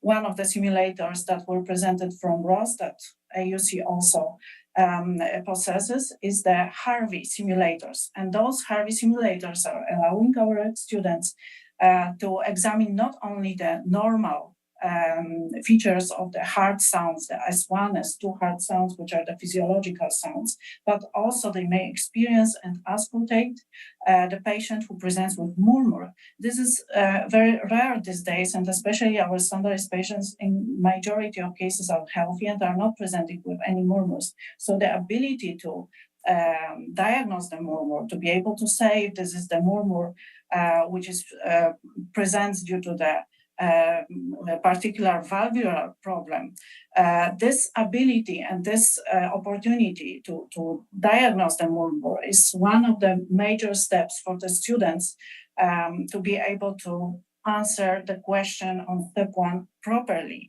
Without this ability, of course, there are several programs online that the students can go and auscultate and listen to the murmurs.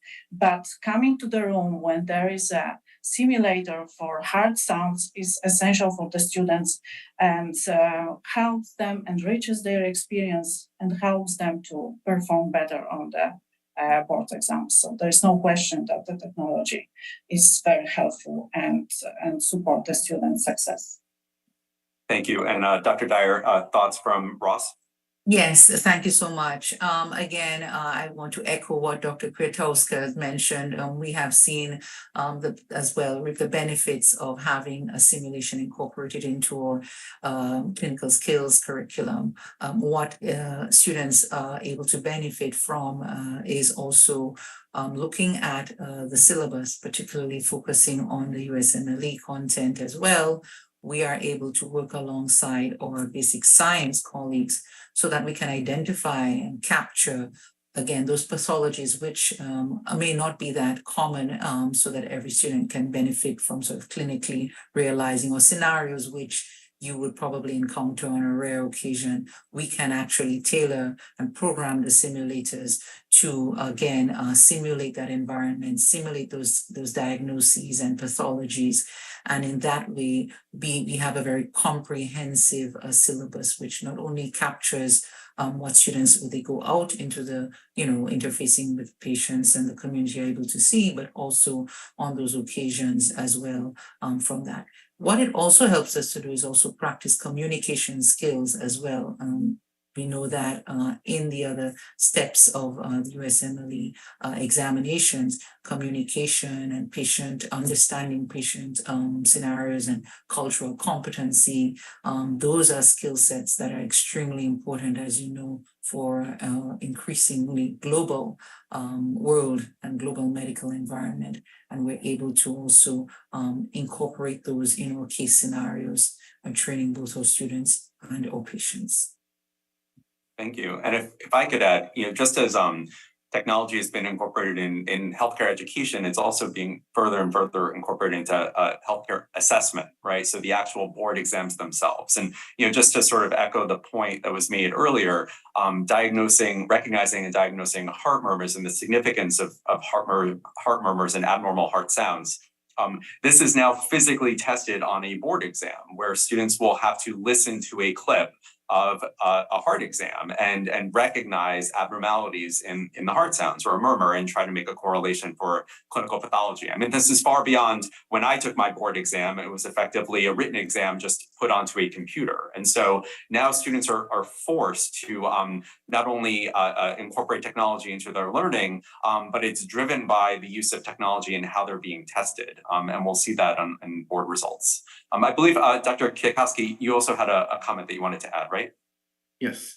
Yes, I would like to add to Harvey, because we discussed that, of course, students are auscultating more or different pathological heart sounds, but very unique and very beneficial for the students is that they can also inspect and palpate the patient, the simulator. So they have different variety of pulses and different abnormal movements on the precordium where the heart is located that can indicate enlargement of the heart and so forth. And again, our patients, standardized patients, are in general healthy, and the students can practice and train and using the Harvey mannequin. So this is very important because they cannot learn those skills online, that they cannot palpate. So that's really very beneficial and very helpful for them in their practice. Thank you. So we're going to try and take a few questions from the in-house audience as well as those online. We have a Facebook question. Is Ross School of Medicine involved in telemed to other Caribbean countries outside of St. Martin? I'm happy to take that question. The telemed program actually is at the Ross University School of Medicine in Barbados, and was in response to the pandemic to mitigate against the attrition of clinical knowledge when all patient-facing activities, both in-house and in the community, were paused during the lockdowns. So at this point in time, it continues as a telemedicine model, but it's within Barbados, and we do not yet have any activities of telemedicine outside of that. But that's an interesting and a very, I think, a pertinent question. Maybe we can explore. Dr. McIntyre? So, because of course, the question was referring specifically to the telemed model we've used with TeleAce that Dr. Dye alludes to, or whether the question was directed at telemed in education.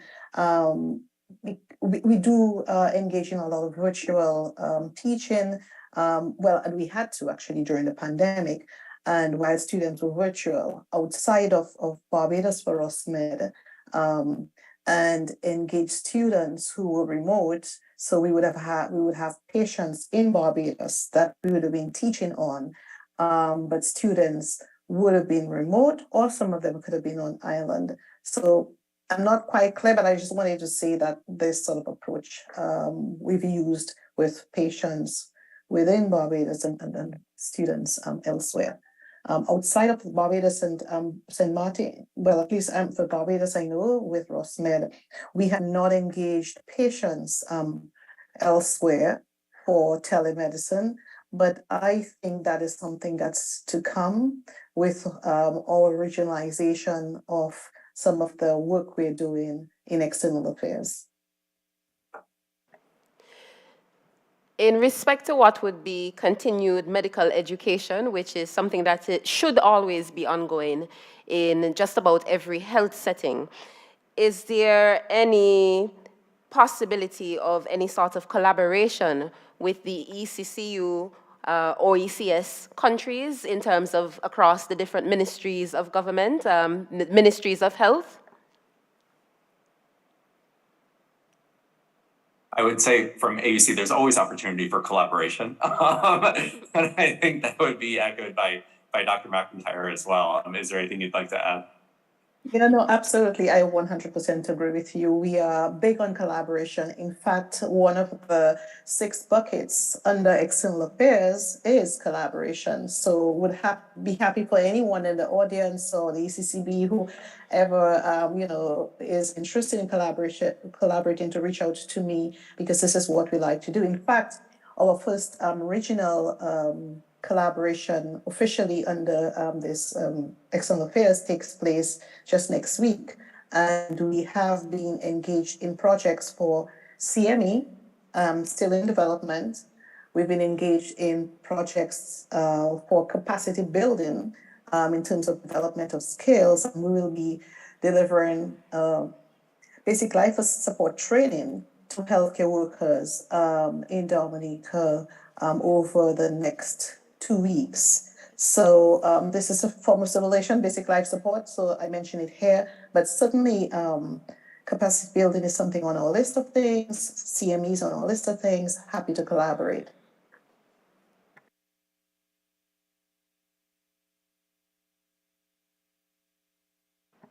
Thank you, Dr. McIntyre. Do we have any in-house questions? Okay, so we will ask you to give us a summary of your presentation, a short summary. Thank you. It's a pleasure for all of us to be here and part of this panel and to present what we have to be proud of from AUC and Ross to the conference today. I hope it is evident that technology can be actively incorporated into medical education, not only for the benefit of our students, but also for the benefit of our patients. And we're very excited to be part of this next generation of education and learners and move their education forward far beyond what I could have anticipated when I was in medical school 20 years ago. So really, thank you very much for this opportunity, and it's been a pleasure being here. Thank you very much. Let's give them a round of applause.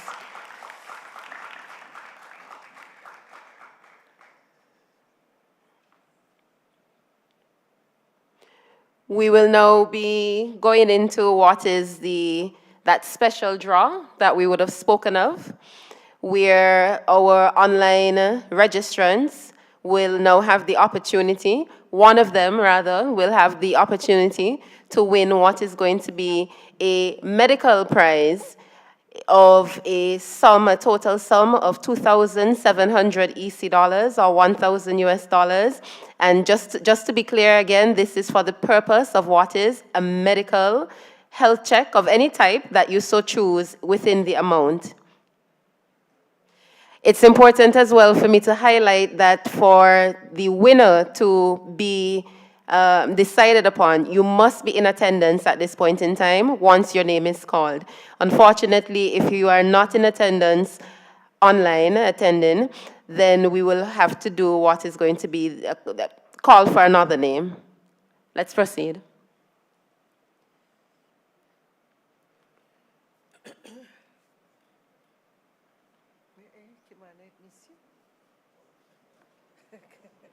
That's a close one. Kershel Peter, congratulations. Is Kershel Peter in attendance?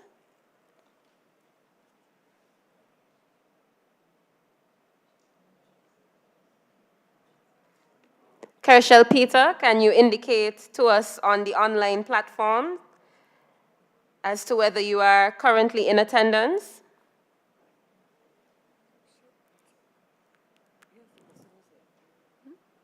Is there? Kershel Peter. Kershel Peter moved away from your computer. Miss Welch, you'd have to indicate. So we'll spin again. Probably.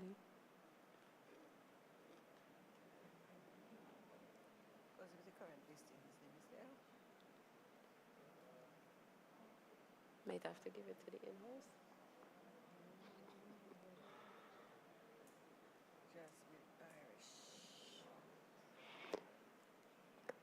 Congratulations to Jasmine Irish. Jasmine Irish, can you indicate to us online as to whether you are in attendance?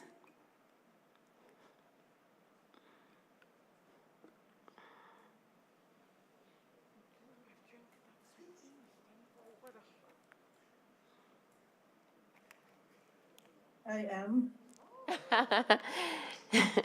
Congratulations. And tell us, where is it that you are calling from, or where is it that you are located, Jasmine?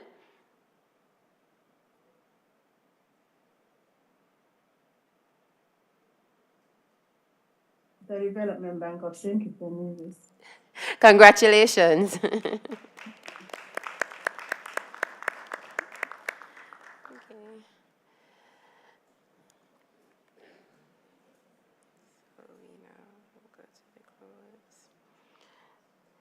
So we will now move towards what is going to be the close of our day.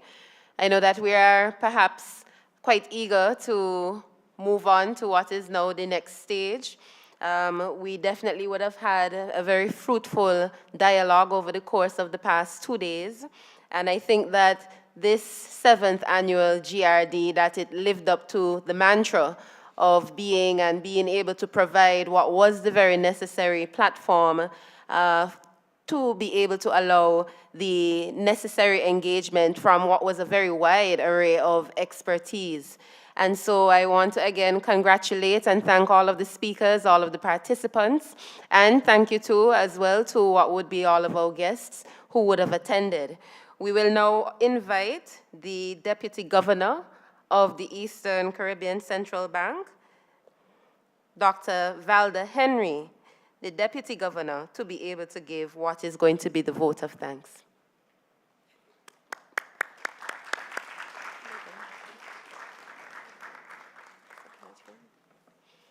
No problem, Doc.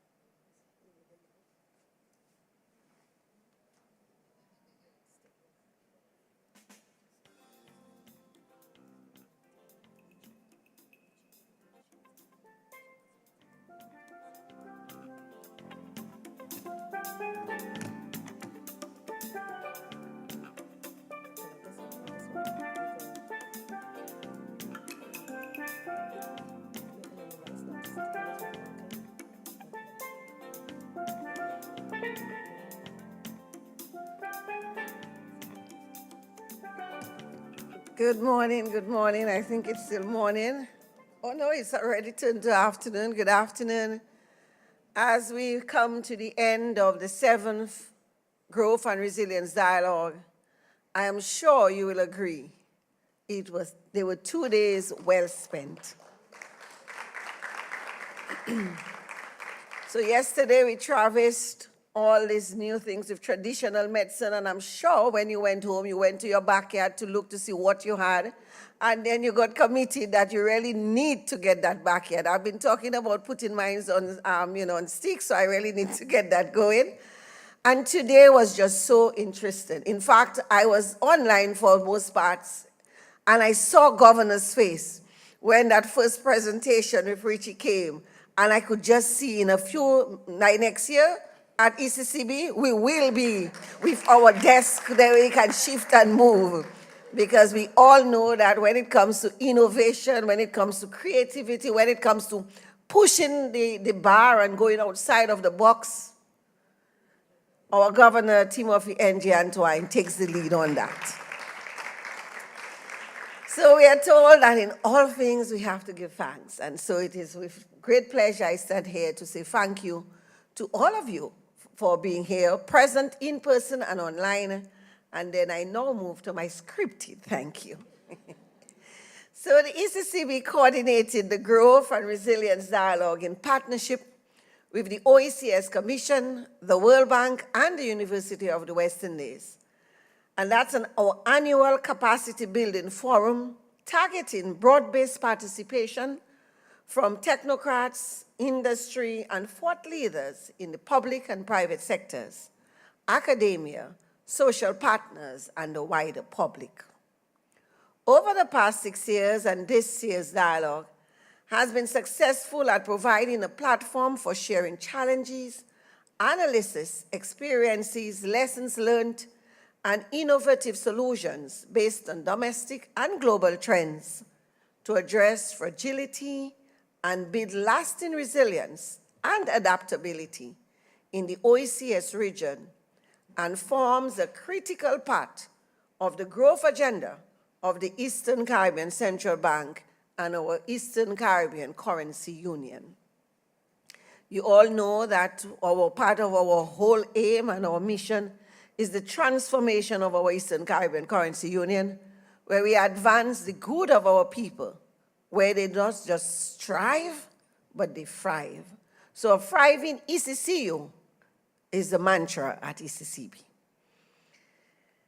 This, our 7th Growth and Resilience Dialogue 2023, took us on an immersive 2-day journey, exploring key healthcare issues, including policy development, data analytics, digitalization, socioeconomic advancement, industry development, training and education, innovation and technology development from several key spectrums in the quest to imagine new possibilities, create actionable visions, and accelerate the region's healthcare transformation. And what a journey it has been, punctuated throughout with ahas and wow moments, and just smiles.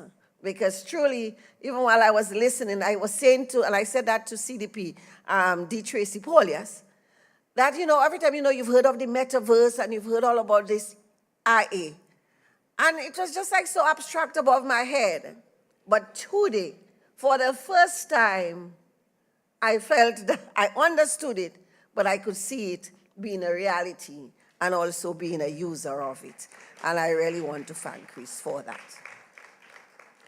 From the opening ceremony speeches to the presentations, we thank the Honorable Dr. Terence M. Drew, the Prime Minister and Minister for Finance, Office of the Prime Minister, Minister of National Security, Social Security, Citizen by Investment Program, and Ministry of Health, and Kitts and Nevis, and also a member of the ECCB Monetary Council. We thank our Governor, Timothy N.G. Antoine, for again another thought-provoking remark. Governor always challenges us. He reminded us about our push.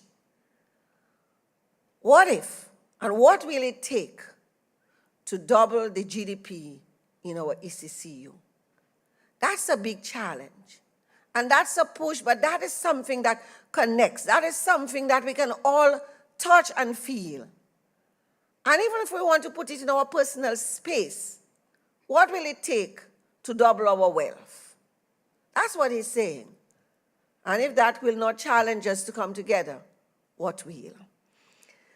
His Excellency, Dr. Didicus Jules, Director General, OECS Commission, and Ms. Lilia Burun-Sisik, the Country Director for the Caribbean region of the World Bank. We thank them for sharing their perspectives and their visions for the region's healthcare transformation.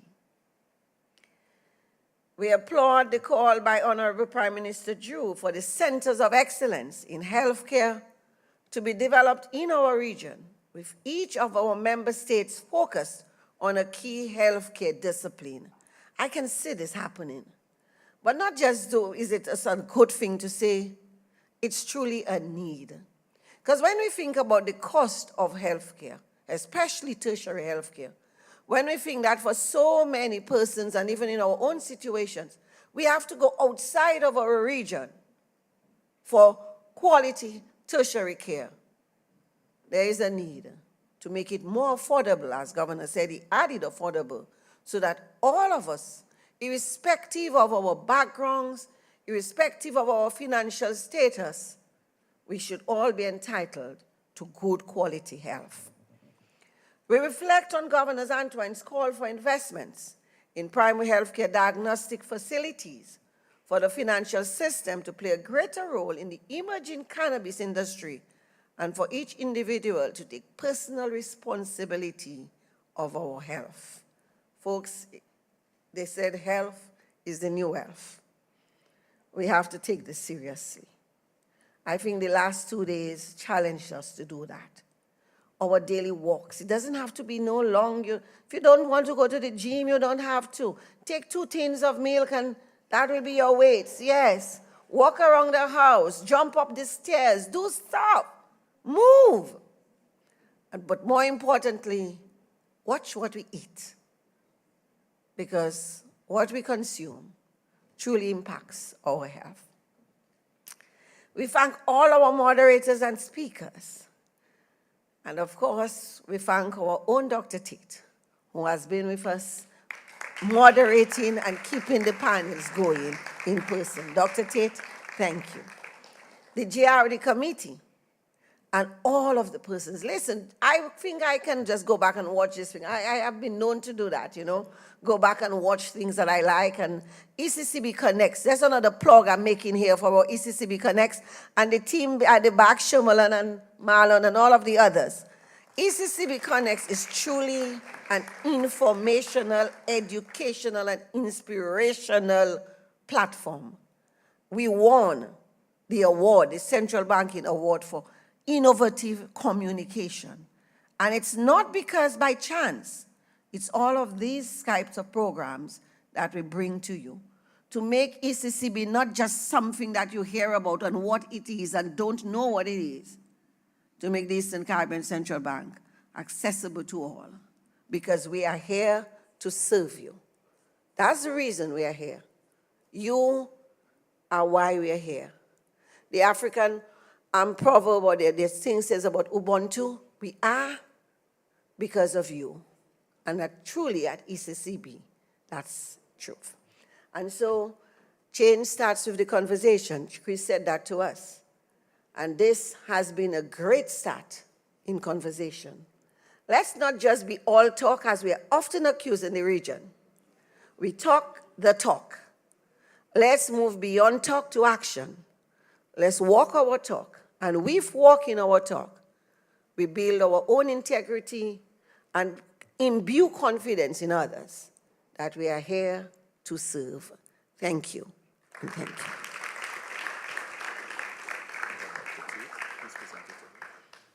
Dr. Tate, I would like you to step forward. As on behalf of all of us at ECCB and all the participants online and in person of TRT,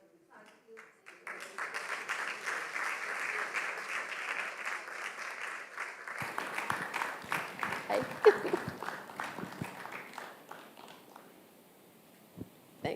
Thanks, thank you.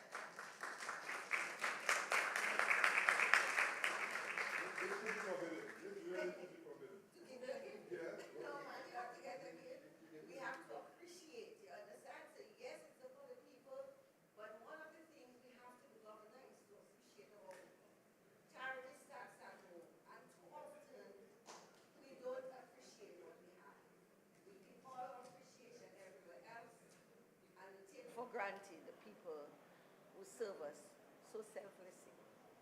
And so, well, I thank you for that. With grace, I would like to start. I thank you for that. on behalf of all of us. My joy comes from serving our people. You know that. Yes, I know that, and joy comes from serving, but it also gives us joy to see. And it is not I won't argue anymore. I won't argue anymore. Thank you very much, man.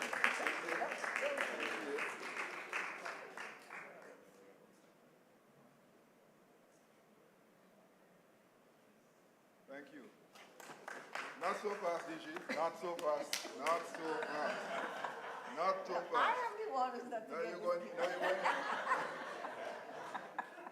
See, you're getting some of you. She's going to get some of her own medicine. Pun intended. So on behalf of all of us, DG, thank you very much. This token is for you. Appreciate you very much.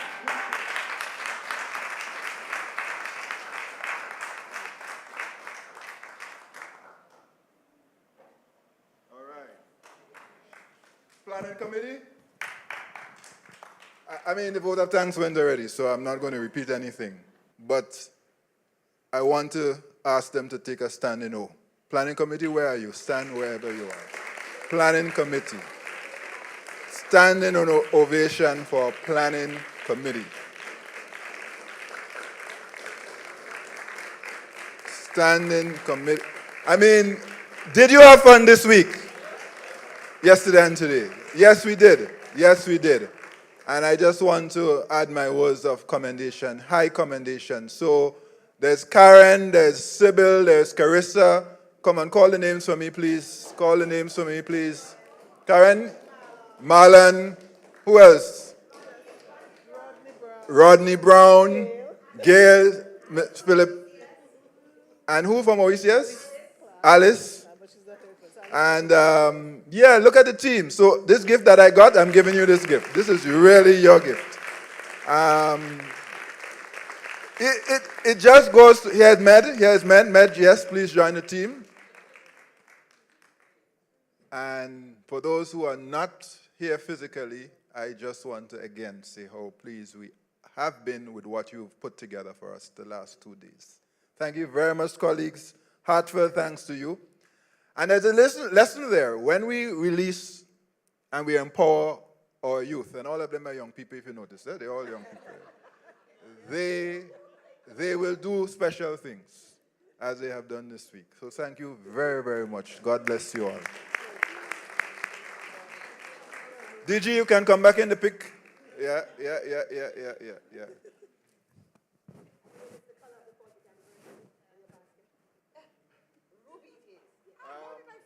Dr. Tate, join us, please. And you may have a seat, please. Thank you very much. You may have a seat. This was not planned, but, yeah. We want to get just, the Jamaican will say small up. Yeah, small up yourself. So let me small up and take this pic. Yeah. Once you have everybody, we're good to go.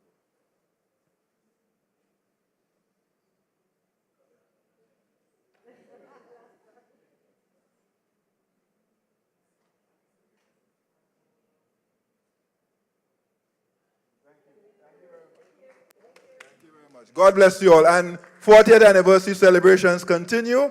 So, DG, we want to make sure everybody is involved in our 40th anniversary celebration. If you missed any of the anniversary lectures so far, please go and check out our Facebook or YouTube channel, ECCB Connects. They're there for you. They're highly informative. And they could be life-changing because some of them are on health, and you might find them very, very useful. Turn it back to who? That's it? That's it. So lunch is served? Lunch is served. Thank you very much, everyone. God bless you all, whether you're online or in the room. Thank you. Long time, build every day, build the vibe, with the CCB for a lifetime. ECCB 40, long time, celebrating 40, long time, build every day, build the vibes. 40, long time, feel every day, feel the vibes, with the CCB for a lifetime. impact with the cash, digital currency. Quick to react, so we could relax, and that is facts. Reliable, the ECCB protects you and me in each and every ECCU country. Strong polymer currency and solar powered energy, oh yeah. ECCB 40, yeah, yeah. Long time, boy. Celebrating 40, yeah, yeah. Long time, boy. Feel the rhythm, feel the vibes. 40, 40, long time. Feel the rhythm, feel the vibes. With the ECCB for a lifetime. Always coming through for us, a central bank to trust. 40 with no fuss, can't wait for 40 plus. Education, wealth creation, teach transformation.